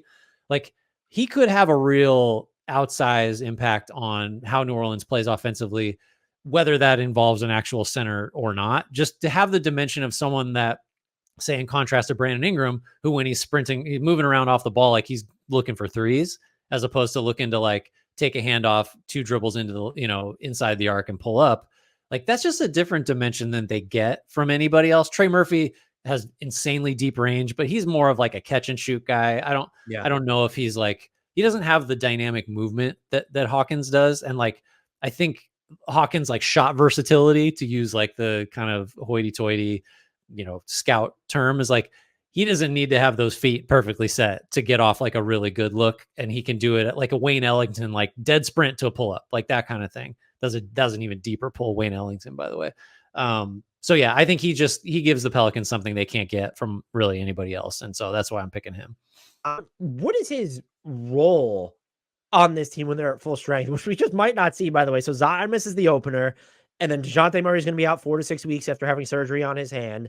So I would think in the interim, Jordan Hawkins will play, especially while Trey Murphy's out, by the way. Now he's going to play a lot now, I think. Right. But when Trey Murphy comes back, when DeJounte Murray comes back, by the way, this isn't necessarily related, but we're now at another point where it's, you want to know how Brandon Ingram fits in when they're at full strength? Well, you know what? Fuck that. You're not going to see it because now they're going to need to do more stuff on the ball. With right now, he's suddenly back to like, I guess Zion will be fine, but he was just sick. But it's like, so now we're back to like, we need Brandon Ingram to dominate the offense for like several minutes every night. I just want to go one season without this team without having to say, oh, like we really just need to see what it's like Yeah. when it's all together for an extended period of time. Yeah. Maybe Brandon Ingram should be the X That was a factor. deep cut. I fave it. I don't know who else you could have really gone with. I have the Knicks though. I guess you could have gone with Trey Murphy, right? If you wanted to. Yeah, right. Because it's like, oh, this is the guy they paid. He's going to play over Brandon Ingram once we trade him, like that kind of thing. Or you could have used Brandon Ingram, I guess. Like that's super high profile, but you probably could have made a case for Brandon. Make the argument. So I have the Knicks. I went with Deuce McBride here. I think you could rapidly. It's becoming clear, like maybe Josh Hart could be the pick. Is he going to start? Is like what is he going to look like? But the Knicks very clearly seem to view him as like the sixth man and an extension of their starting lineup. Is he good enough to be viewed that like the whole idea of this Knicks team and kind of getting past their depth is they have 6 or 7 guys that you can trust. And regardless of how deep you're going, Deuce McBride, whether it's 6 or 7, he needs to be one of those guys. I don't know that we've just seen enough to pencil. We know what energy he's going to bring defensively. He's mostly plug and play on the offensive end. But if you're going to put him in certain lineups, his defensive workload is going to be heavier. There are going to be certain lineups where if you're not, like you might need him to give you some ball handling, even though that's not necessarily how they view him. And then he's also an X factor in the sense of, well, if you're really trying to be 5 out, does it make more sense to play him a bunch with the 4 non-Josh Hart starters? So there's all types of ways he's going to impact this team. But I think probably even just the bigger thing, okay, they have Mikal Bridges, they have OG Anunoby, but we're talking point of attack defense against specifically smaller advantage creators. He is their best option. Like that is just because OG Anunoby is going to have to be doing, especially he seems like he's going to be tethered to Karl Anthony Towns' minutes, maybe even more so than Jalen Brunson is at this point. I don't know how much to take away from 1 or 2 games though. Like that's Mikal Bridges could do that. He could probably even arguably like that might be better for him than an OG, who I think you'd rather guard up than down. I'm open to that discussion, but like Deuce McBride as your primary point of attack defender is the answer. So he's low key carrying a lot of hopes on his shoulders, because if he's inconsistent on either end of the floor, we're not talking about the Knicks going 5 players deep. Because if your 7th player is trustworthy, we're getting into the Precious Achiuwas, the Mitchell Robinson, if and when he's healthy, which just by me saying that means he can't be one of the 7 guys you trust the most. So there's a lot riding on Deuce McBride. I would just say too, there aren't a lot of guys that are currently reserves that you would guarantee will have multiple games this season where they play like 45 minutes. Like, well, because what if it's Bridges that goes out or OG or Brunson, God forbid, like he's just going to play a ton. So like there just aren't a lot of guys in his role that are going to be positioned to basically like decide whether your team wins or loses on a given night. And if you're like the crazy thing, so we know he can do that because he did it last year. And I always cite this, like he just had a 40-point game during that stretch where everybody was hurt, or 40-minute game. Sorry. The problem was he averaged like 17 points per game when he was getting like 43, 44. So like he has to not just play a lot potentially, but like he might need to be a little more productive, because like now he's just elevated in the rotation. Well, and I think even more so than the scoring, it's can he do any of the secondary ball handling? Because, all right, is Tyler Kolek ready as a rookie? And there's something about being too reliant on campaign in the year 2024/2025 I'm just a little iffy on that. So, and also, if he's able to do any of that, maybe it changes the calculus on how the Knicks are looking to make their next move, because there's no way this team is done wheeling and dealing at this point. Everyone's assumed that they're going to target a secondary point guard or creator, someone to run the offense. If Deuce can do enough of that in tandem with or in conjunction with having Tyler Kolek, maybe campaign gives you more than you think. Maybe you're able to look for a more consistent 5 that's more available than a Mitchell Robinson, or maybe like this team could use some wing depth too. Like we probably didn't even talk about this enough. The top of this team is so good on paper. I'm just, how many players on this team do you trust? Everyone wants to say, 7 or 8 if Mitch is healthy. The answer is 6. And that's if you include Deuce McBride. The answer is 6. And I don't want to hear, Tyler Cole, Pacome Dadier, like he looks ready. Nobody's saying they trust those guys. Dadier is like a thing among Knicks Twitter, is, I think it's fine, but I don't, like they think he's going to be in the rotation when the Knicks are at full strength now. Maybe that's okay, but I don't know if that's good. We have a ton of history that shows that rookies are not going to contribute at a high level to should-be contenders. So we still have to see how all these moves pan out. I'm not saying the Knicks are going to suck or miss expectations or that they were necessarily overrated, but we need to stop pretending like they have more than 6 guys that you can legitimately trust. Like, I don't care about the flashes of Precious Achiuwa. He's been all over the place for the most part. And then Mitchell Robinson is good when he plays. How excited are you for when the Knicks sign Markelle Fultz after campaign Move on doesn't to work the out? Oklahoma City Thunder. They were your team. Okay, so another team where you could go a lot of different routes. We're skewing towards the star side of things here. I'm going with Chet Holmgren, and I went with him. I made this decision before he outplayed Nikola Jokic in the opener. That's a little bit of an exaggeration, but not much. So this just on the theory that we don't know what kind of star Chet Holmgren is going to end up being, but he will be one. And so that just opens up so many possibilities for just this year, for example. Like, yeah, the Thunder gave $87 million to Isaiah Hartenstein. He's going to play a big role once he's healthy. I still think you might just decide that Chet Holmgren as the 5, if he's going to hold up defensively, if he looks stronger, that's just going to be the best version of your team on a lot of nights. So that will depend on him being, the shot block. He's a great defensive player. Can he do that as a full-time anchor against like the best bigs in the league? Like, so far, results, signs point to yes. Then we're talking about a team that has had secondary playmaking concerns. Oh, it's Jalen Williams is fine. He's going to do it. I think that's true. But you also might get a whole lot of that from Chet Holmgren, just because he's so much more than like, he's not the shot blocking, floor spacing big that like you think he is. He's not just a knockdown 3-point shooter. If anything, that's like a weak point right now. Just the 3-point accuracy and the quickness with which he gets the shot off. He'll put it on the deck and like make a play, whether that's finishing, whether that's finding somebody. There's just so many avenues for him to be just a ridiculously important player for the Thunder, and like at the highest level, because the Thunder are going to try to win a title this year and for however many years after this. So I think we're talking about high level stuff. Like his ability to hit whatever version of his ceiling ends up being like the actual one just is what could elevate the Thunder to a point where it's like, it's a joke that we're thinking about anybody else winning championships for a while. And if anyone, we recorded an entire segment on Chet Holmgren following his performance against the Nuggets. Go check it out on our YouTube channel if you haven't already, and maybe just subscribe while you're there. The thing that I think makes him the right pick here is that if you had to pick out a weakness for OKC, it would be, if you had to pick out 2, it'd be, okay, well, beyond Shea and J-Dub, who are your best initiators of the offense? And then it was their 3-point shooting that betrayed them. Chet Holmgren can be the antidote to all those things. And I honestly think, just knowing the type of games that Alex Caruso and Cason Wallace play, the only other answer here might be Aaron Wiggins.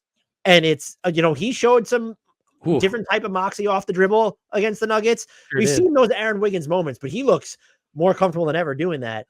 But if you're trying to frame it through, I know Isaiah Hartenstein's here, but he's not really the 3-point shooting that we saw in the playoffs. That's not, Isaiah Hartenstein's not coming in to fix that. Maybe as a passer out of the short roll.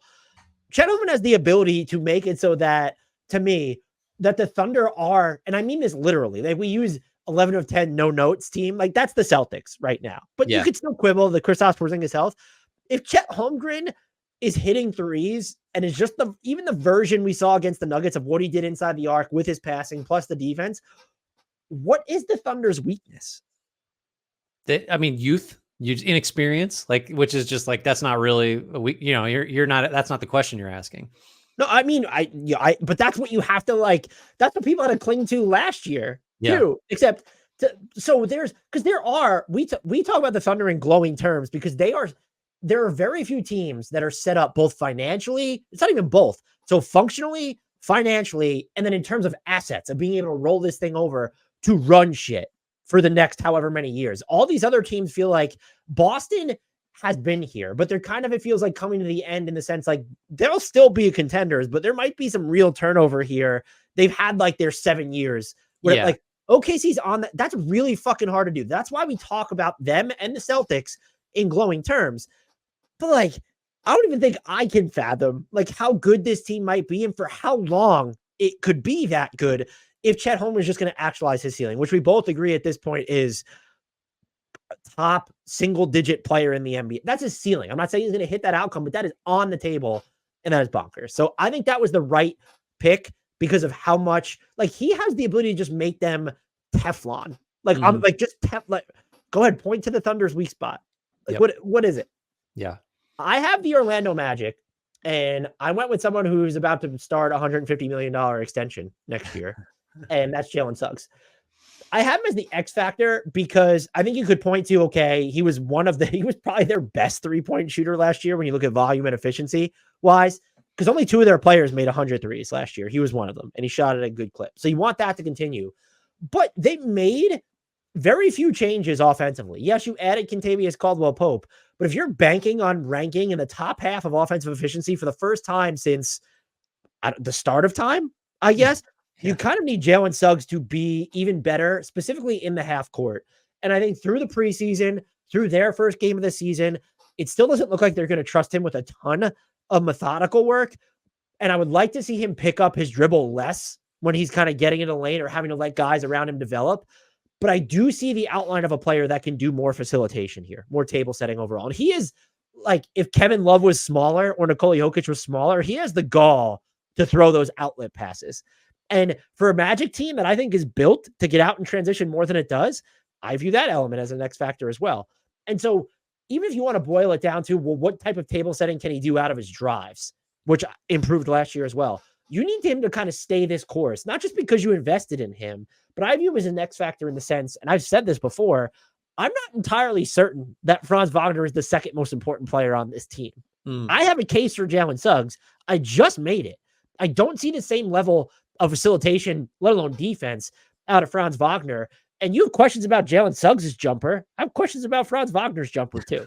So that's a discussion that might make him an X factor. I think this Orlando team, they've decided this is our core between Suggs, Wagner, and then we know Paolo is going to get paid. I think that's fine.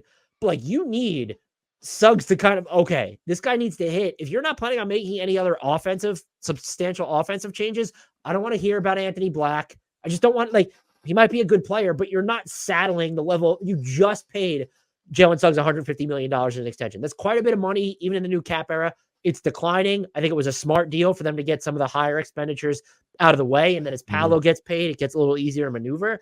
But like I think you need him to make, and maybe we wouldn't have said this last year, but as both a scorer and a passer, you want him to make another jump off of what he did last year. Yeah. I mean, I think if you're going to go with the offensive side, which you just should, if you're talking about Orlando, because that's where the growth needs to happen, he's the pick because like you paid him. So now it's fair to ask, but you're asking him to grow in ways that like, it just, you're not sure he can do. And it's like, it's necessary now because you're fairly financially, they gave everybody new money over the offseason. They just extended everybody got, and it's like not to the point where it's like, oh, you know, we're too expensive. Like you're basically in the sense of like, you're committed pretty clearly to like the guys that are here, not in an inflexible way that you can't trade them. In fact, like a lot of these numbers are going to be very tradable because of the declining structure and stuff. But like, you're just asking Suggs, who made the 3-point shooting leap, to make leaps in other offensive areas now and also still be like one of the best defensive guards in the league.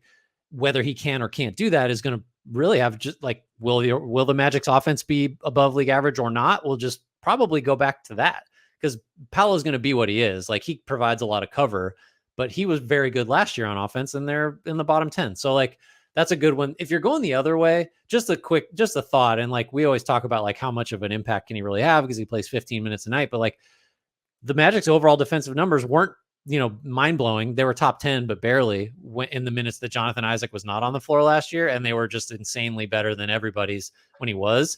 And so if you let's say he goes down, we don't like to use the injury side of things as an X factor, but he's kind of a unique case because he's had so many. Like if he's not healthy, then Orlando's greatest strength, you know, potentially could be the best defense in the league. It's like, well, now they're 10th, 12th, whatever. Like, so then your offense really has to be better if you're going to sustain the spot in the East hierarchy that they occupied last year. So that would be my other nomination. Do you get the 15 minutes of Jonathan Isaac every night or not? Yeah, you could have gone with probably a few different options here as well. You go Anthony Black. I know you dismissed him, but it's like, are you going to, or Jett Howard, like, are either of you going to be anything? Jett Howard would be another one too, where it's like he provides a lot of what they need on this team. After the extension, it kind of sealed it. I was on the fence with Jalen Suggs. Is he too high end? And the problem is I'm so high on Jalen Suggs, but once they gave him the money, it was okay. Like, no, this is very clear. Like they've invested in him. Like he is one of the dudes. Oh yeah. So And he probably is. Like, we're talking about him as an X factor, but he's really good. I have the Philadelphia 76ers, and there's probably a bunch of different routes you could go because this roster is so new outside of the stars for the most part. If you want to go with KJ Martin because he's a human trade exception who might actually play, by the way, fine. I went with Caleb Martin, another Martin here. And I had this conversation with Kyle Neubeck of PHLY that I thought there was a lot of kind of hand wringing over. The Sixers just don't have like this premier stopper on the perimeter. And it's okay. Well, they didn't have that. Who was that last year for them? So you have Joel Embiid and like Paul George and Caleb Martin are good enough. Kelly Oubre Jr. can do stuff on the ball. Kyle Lowry still just has his moments. I mean, he'll be frustrating as hell, but he still has his moments. My whole thing is, all right, Embiid's not going to play a ton. It's like, by a ton, I mean, is he going to play in 65 games? Pretty clearly not. No. Is Paul George going to play in 65 games? I have no fucking idea. Probably not. Caleb Martin's going to be doing some really heavy defensive lifting because if you have Andre Drummond or Yabusele as your 5, a lot of this stuff is going to need to happen from the outside in, more so than the inside out at that point. And it's different when you're kind of sharing it in tandem with a Paul George and you have Kyle Lowry and you can move Kelly Oubre Jr. around and even Eric Gordon's at least long. But like when there's very clearly going to be games, plural, not just the beginning of the season, but the middle of it, maybe the end of it too at this rate, where you don't have either Paul George or Joel Embiid, there's just so much riding on him. We can get into the offense and how he might need to be higher volume at points. I don't fucking care. It is all about the defense for me that he needs to be probably the best version or the near best version of himself defensively to feel really good about the Sixers, at least up until they do whatever they're going to do at the trade deadline when Tari Eason is in Philadelphia. Yeah. And coming off the bench, it looks like, which even though Nick Nurse has acknowledged he's one of their 5 best players, it's just like, I think you need this guy out there to guard the other team's like top threats. Don't you? Like, that seems like a strange call. So I get the call when you have Paul George and Joel Embiid. Right. But when you don't, get him in there. Well, you want to get him into the rhythm of coming off the bench. So he's still going to play a bunch, but I thought he was incredibly important and it was a good pickup. But like, think about this team defensively right now. If they just didn't figure out how to get Caleb Martin, that wasn't a given. Yeah. Right. There'd be a lot of bigger questions for sure. Or Paul George would just have to be like 5 years ago, Paul George defensively. Would you have gone with, aside from the Joel Embiid knee, anyone who's going to be in the comments with that, but would you have gone, was there like anyone else that you would have picked off this roster? The only, and I think he's too good. The only, like, there is an X factor element to Tyrese Maxey because like he's going to go from being a third option on a lot of nights to someone that needs to take like 32 shots. Like just depending on who's out there with him or not. Right. And once they acquire Jonathan Kuminga, he might need to be the 4th option. Right. Yeah. Who's to say? I mean, we probably asked for a trade. That takes us to the Phoenix Suns, which is my team. This is one I threw out like just kind of in the moment, but I'm going to defend it. So I'm going with the rookie Ryan Dunn. And you don't need to defend it to me because do you know what? What? Part of my predictions piece that I filed the day the season started, I predicted he would make an all rookie team. Oh boy. Okay, great. So I'll just get out of the way then. I mean, it's fairly straightforward. Like his billing coming out of college is this guy is maybe the best defensive guy in the draft, like is ready to play, does everything but shoot. And then he comes out in the preseason and he shoots. And so now it's like, okay, is this guy just do we need Royce O'Neal anymore? Are we just going to close every night with Ryan Dunn? Like, is that the plan? Probably not. But if he's like, we talk about rookies this way all the time. If he's a positively impactful player as a rookie for a team like this, that's really trying to win, and you can use him late in games and feel really good about it. Like, what a win for a Suns team that was just like, I don't know, their defining feature is like inflexibility and like just can't add anybody. Like, yeah, they got Tyus Jones and Monte Morris. That's impressive on its own. But like to go get a guy like this in the draft when you're not going to be making a 1st round pick for a while, his potential to just make a difference for this team is like, it's enormous. All rookie would be like, what a win that would be for the Suns if he was an all rookie level player. Do you know what the pathway is? It's maybe a scaled down version of what Derek Lively did last year, which was contribute to Case and Wallace would be a good analog there, right?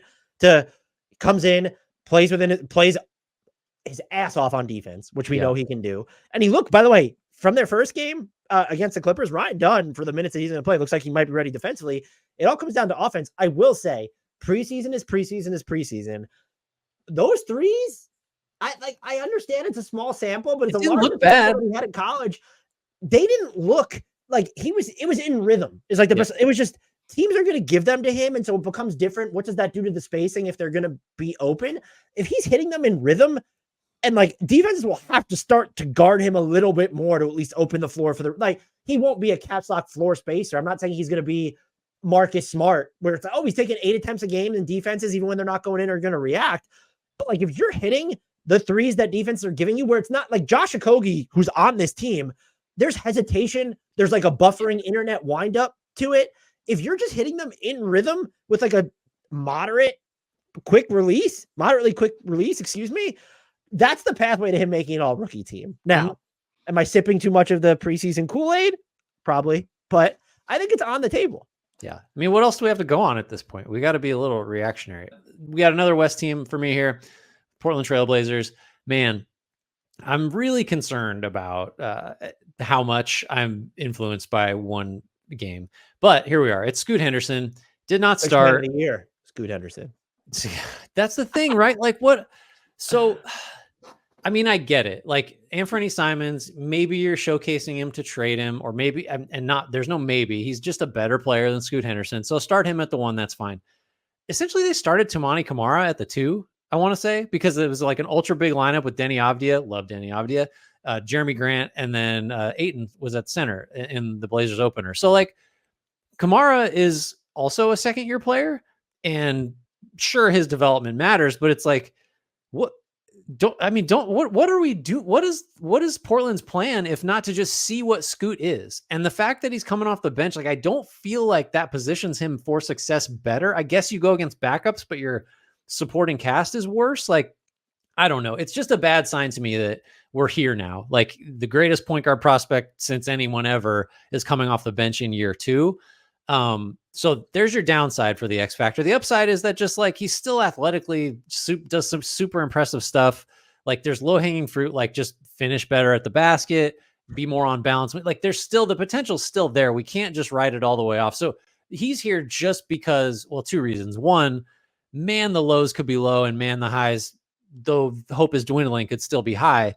And 2, related to that is like, where are the Blazers in their rebuild if this guy ain't it? Like that's, I mean, talk about a franchise crossroads. Like that's a big one. So that's why he was a fairly easy pick for me here. Well, this is related to that. The idea that, and I know one of them's injured, you don't have Donovan Clingan, Scoot Henderson, or Shaden Sharp starting for you on opening night, all of whom were drafted in the top. Clingan was 6, so the top 7, because was Sharp 5 or 7? I think Sharp was, I'm going to say 7, but might be 5. Top 7. We'll say top 7 to be safe. Right. Like, that's just a weird, again, I understand that Sharp, understand that he's injured, but Scoot is not at this point. I had this conversation, and I respect the hell out of her, Tarabo and Biggs, when we were doing, he was picked 7th, by the way, Sharp. Yeah. So that was good that we went with top 7. Look at us. Paul Rudd meme, enter it. I was having this discussion. She was like, well, what's the harm in bringing him off the bench? And I guess in theory, conceptually, there is no harm, but if he's supposed to be the guy, like, what are you doing? Yeah. But if your goal is to make his job easier, that's not going to be his job moving forward. So put him in the job, especially, this isn't a team, by the way, we're not talking about the Wizards necessarily. Right. Like, there are veterans around him. So you want to start the veterans around Scoot.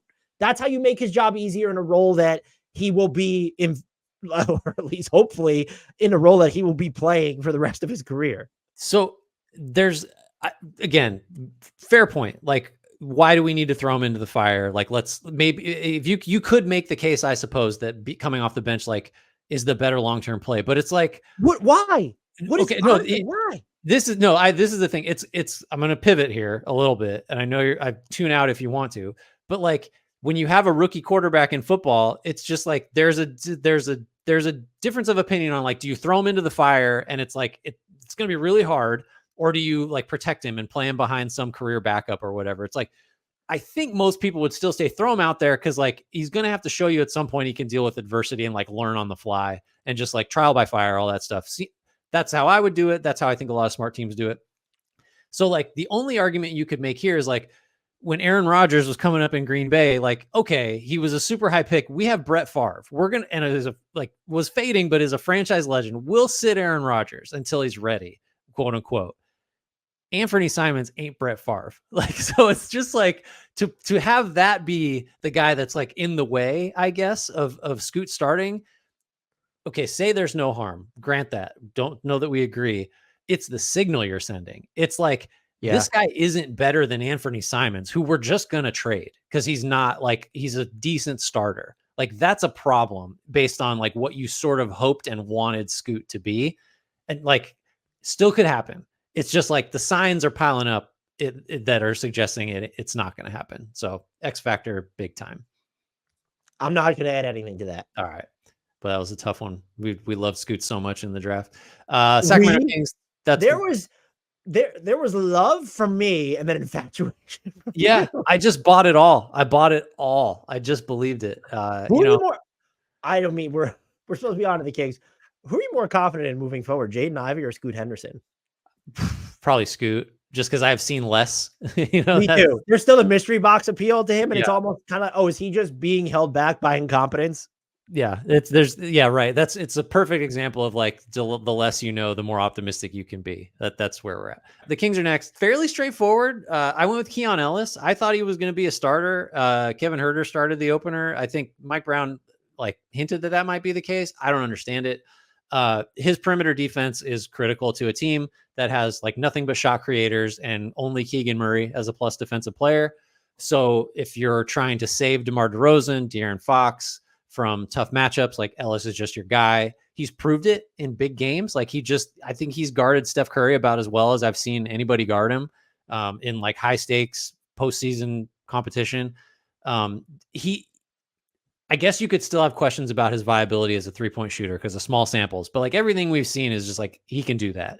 So I think in terms of like his potential to balance out a Kings roster that over indexes towards a certain type of player gives him just an enormous capacity to like shape how good this team can be.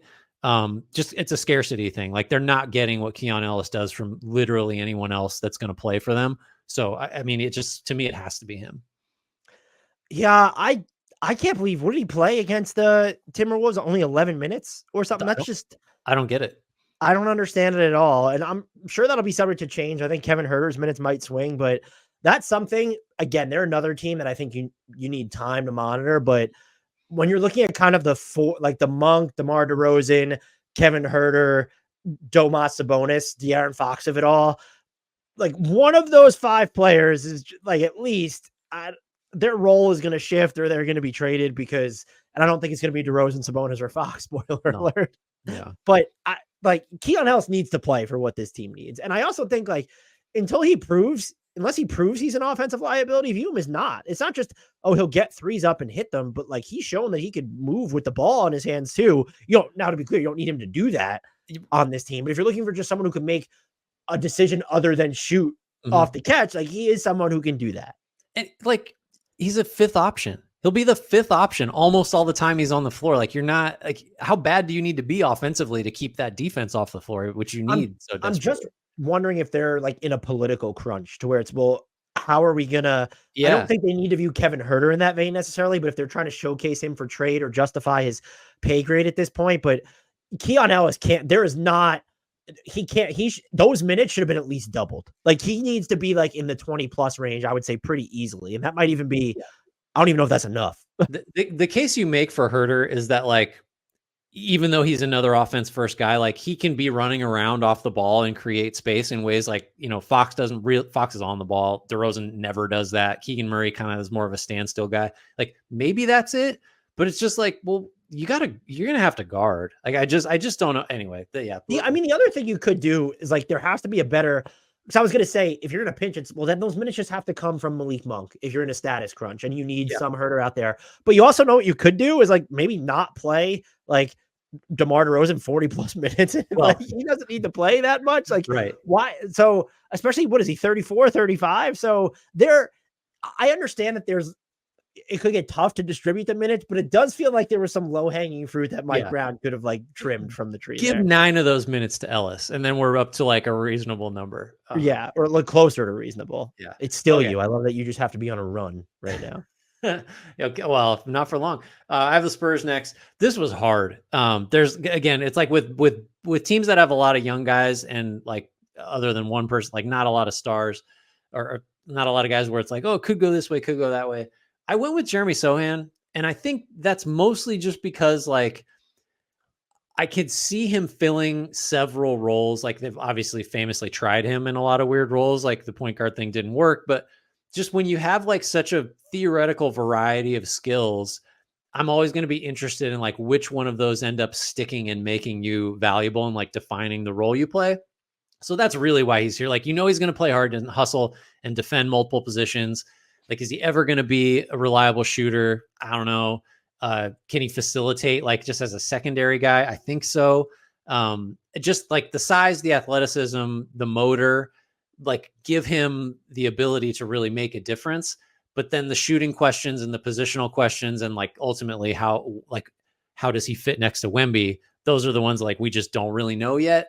There's a lot of other options here. I'm looking forward to discussing a few more of them, but I just kind of feel like there's enough breadth in his game and there's enough unknowns still that he just kind of felt like an X factor guy to me. No, I think you're right. The other pick would be Devin Vassell if he's healthy, if you're viewing it through the lens of who's the player that can ensure, like everyone that's on the Wemby hype train, I get it. But if they're really going to party crash the play-in or playoff discussion, it's because Devin Vassell has emerged as like, oh, that guy's ready to be the second best player on a good team. Yeah. Is he like a nice, like offensive piece, or is he like, can he be Bradley Beal? Like that, you know, something like Bradley Beal, Devin Booker type. Yeah, for sure. Exactly. But I think Sohan's the right pick because you don't want to get yourself. I know he's not making a ton of money, but you don't want to be in, what are we, year 6 of Keldon Johnson or whatever, and not understand his long-term place on this team. And you just laid out why we still don't understand, because the fit is difficult. And like, I don't know, he got beat a couple times. I know it's the Mavs, but like he looked lost a couple times on defense against Dallas. And you can kind of see the theory of him moving off the ball, maybe boxing people out, fighting for rebounds on offense. But the Spurs also don't have the requisite spacing to capitalize on what he can do best away from the ball right now. They don't have the requisite spacing or 3-point volume out of their guys. So he's right, because I don't know what and I don't even know, you would have to name a team like that. Don't say like Boston or OKC because they have 5 out space and can fit anyone. I don't know what team he would be a great fit on right now, but the Spurs really need to figure it out because this is year 3 for him. We just talked about all these other year 3 players, and he's in that mix as well. All right, this is still you, Toronto Raptors. No, I never put him up on the screen for anyone watching on YouTube. I apologize, but we're on to the Toronto Raptors, which is actually my team. I thought about RJ Barrett here, and like the Emmanuel Quickley injury, like that certainly factors into it. I ultimately went with Grady Dick because I think this team needs like another, because Scotty Barnes he's still up and coming, but like now you've given him his extension, but you're in this stage where it's all right, everyone's on their second or third contract, or they've signed it at least. Who's like the prospect on this team? And it's him. Like, I guess you could go with Jamal Shed or Jacoby Walter if you want to. I'm inclined to go with Grady Dick instead. And also, this team still needs like shooting. I don't like, you could trust that RJ Barrett will continue to shoot as well as he has since arriving in Toronto. Okay, fine. But also in the interim, if you're worried about the availability of Emmanuel Quickley and even RJ Barrett himself, he's just so important for the motion shooting he provides. I think I said this last season, there's more on-ball work for him to plumb, where I don't think you need him to initiate stuff, but like he will get moving inside the arc, attack closeouts.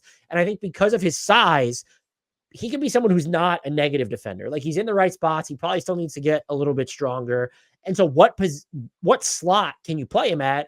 I think it could be a bunch of different ones. There could be lineups if you want to go ultra huge. Is he like kind of your 2 or something if Emmanuel Quickley's not on the floor? But like, you can play him, I would say, pretty easily alongside Scotty, RJ, and Quickley, and then insert big or whatever. So, and if you're looking for kind of the finishing piece of what's the best lineup for this team, I think it's a healthy RJ and Scotty and IQ, plus probably Jakob Poeltl. But if you want to talk about a different big man setup, and it's okay, well, who's like the best 5th member? Like, who could optimize those 4?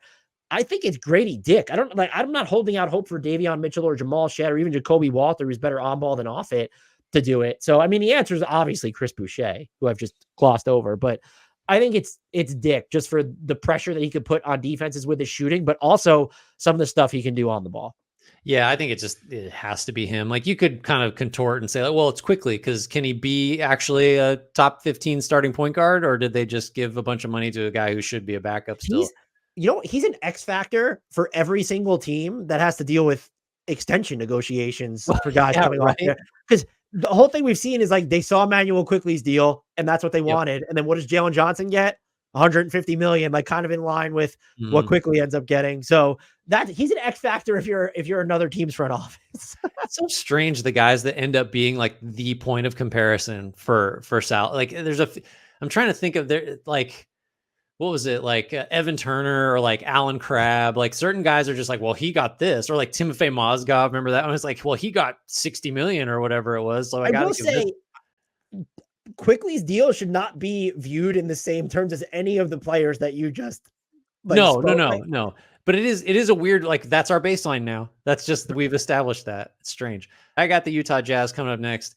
I'll say they're my Utah Jazz, but I have selected your Taylor Hendricks. And that is because the profile of Taylor Hendricks, were he to like sort of actualize what we since the draft have thought he could be, is that of a like floor stretching big forward that can do something off the dribble, block shots, defend on the ball, all this stuff.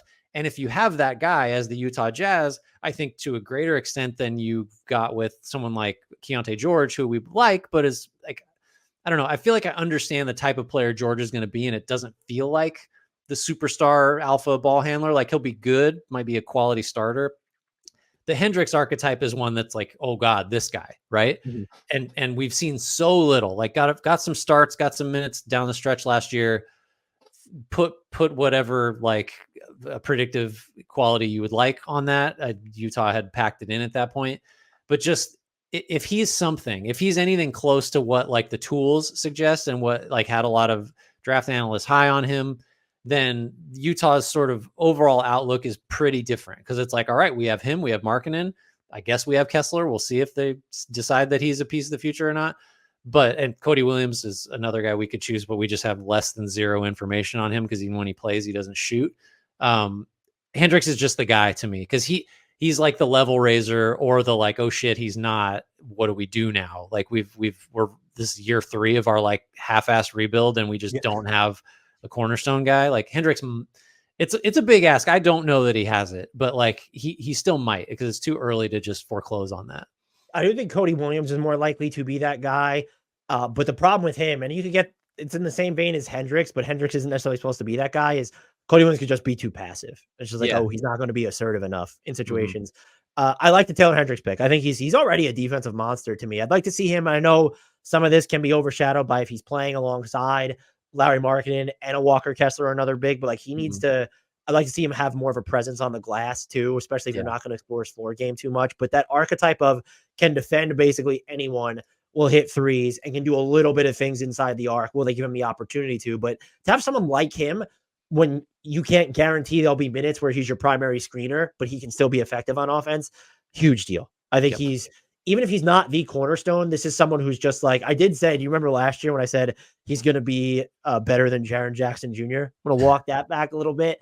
But the theory of him on defense, like that is still very much like he could. And I think there's even more like you need to stand still, like vertical, like backline rim protector. Like he could do that stuff in addition to everything else the Jazz have him doing right now. That's the thing. Like, if I guess I made it like such a binary thing, like he'll reach this crazy ceiling or he won't. Like if he gets 80% of the way there, he's suddenly like one of the most scalable like 3-and-D players around that everybody wants, like there, but or he's just not any of that because we, and that's the reason he hasn't gotten a lot of tick. I will say though, I would like to see him get more burn with that. I don't need him to like initiate pick and rolls, and I don't even necessarily want to see him facilitate out of the post. I want to see him drive more. And if you have to cut down the minutes of Colin Sexton doesn't even seem like he never plays a ton, but like if you got to start trading people or like, hey, Keontae George, play off the ball a little bit or something. I just want to see now's the time to try this stuff out is my point. Why not? Our final team. We did it a little over 2 hours, Grant. Look at us. Impressive. I picked. Who would you have gone with the Washington? You know who I picked? Would you pick someone different? So A week ago, I would have just said Bilal Coulibaly, but as of today, I would have gone with who you went with because it's even more of a mystery box. The reason I didn't pick Bilal is because I'm just so certain he's going to be good. And by the way, I mean, the Wizards are paying him a lot of money, so I'm not going to frame it that way, but I want to see just fucking shoot, man. He looks so good on the ball. I don't want to see you taking 2 shots in a game on this Wizard. Like, he looks so much more confident handling the ball. It's not always pretty. He threw some nifty passes in that game, and we've seen hints of it last year. I'm convinced. I know he looks stronger defensively. I think he's going to be, I don't know if he's going to be a star, but I think he's going to be a really good player. I really do think there's more to him on the offensive end than people kind of understand. But this other player fits that bill as well. Keyshawn George, shout out Matt Moderno for turning him on to me before we did the Wizards look ahead, is when I kind of dove into him. I still am floored based off what I saw in preseason and the first game of the season. There's like on-ball rhythms to this dude, Grant. Like, put the ball in his hands, let him create. I fucking love it. He's going to work defensively, has nice positional size there. I think the three-point shot is fine. And so is a fail-safe of just, he'll be a 3-and-D option for a team that's probably not going to play much defense anyway. But like, now there's another one where it's okay. I don't know if any of these guys that they have, even Bub Carrington included, I don't know if they have their floor general of the future. They just might have a bunch of nifty secondary ball. I'm not saying Keyshawn George is meant to be a primary option. I'll make that clear. Yeah. But you throw him a ball screen, he's making shit happen as both a passer and like even a scorer. My God, I predicted he was going to make an all rookie team. And that seems to me more bankable, probably owed to opportunity than my Ryan Dunn prediction. I think I will be kind of shocked if he doesn't make an all rookie team this year. He's like, Coulibaly is so if you're in a situation like the Wizards are, Coulibaly is like kind of exactly what you want, of like, oh my God, like what is this guy? And then, but George is like, because he's now a year later down the pipeline, so he's even newer and like shinier, but like more of a surprise because Coulibaly sort of like he exceeded expectations, but it was like, this guy's a raw, like good athlete, like we'll just see. But George was like, I don't feel like George had any of that like crazy potential attached to him. And then to have like, anyway, the short story of it is like Wizards fans are not lucky in the macro sense, but are lucky to have like another guy like this, where it's going to be a rough year and you can just sort of enjoy the progress and like the surprising, like, oh my God, this guy's good now, like kind of vibes to it. So yeah. My biggest concern for him should also be the simplest, which is, okay, is he going to hit and take enough of threes? Yeah. And that's like, I think he's going to take them. Is he going to hit them at a high enough clip? I'm going to, I think he will. I don't see anything that's like mechanically wrong from my idiotic perspective of it. But the fact that that's what I'm focusing on rather than, well, what would he look like defensively? Or, can he actually do something on the ball? I think says a lot about his potential. Yeah. Hey, we did it. Unbelievable. Would you like to take us out of here? I would love to take us out. Dan, you're not an X factor to me. You're a known commodity, just a superstar, helping us get through this in about 2 hours. Impressive. Thanks everybody for listening, for watching. As usual, please, I don't know if Dan said it at the top, but you should just hear it in your brain coming through in his voice. I can hear it right now. Rate, review, subscribe. Make sure if you're watching this on YouTube, leave a comment. We appreciate that. It helps the algorithm love us. Who's your biggest X factor? We said it at the beginning. What do they call that? A CTA? Call to action. Let us know your single biggest X factor of the NBA season in the comments. Because, I mean, that's on the assumption we didn't get all of these correct, which I'm not willing to accept. But yeah, give us, in case we need some fallbacks. Yeah, get involved. Join our Discord. Links for that in YouTube and podcast description. Tell your friends. Tell your enemies. Shout out Frank Ntilikina. Apologies, Jared Allen.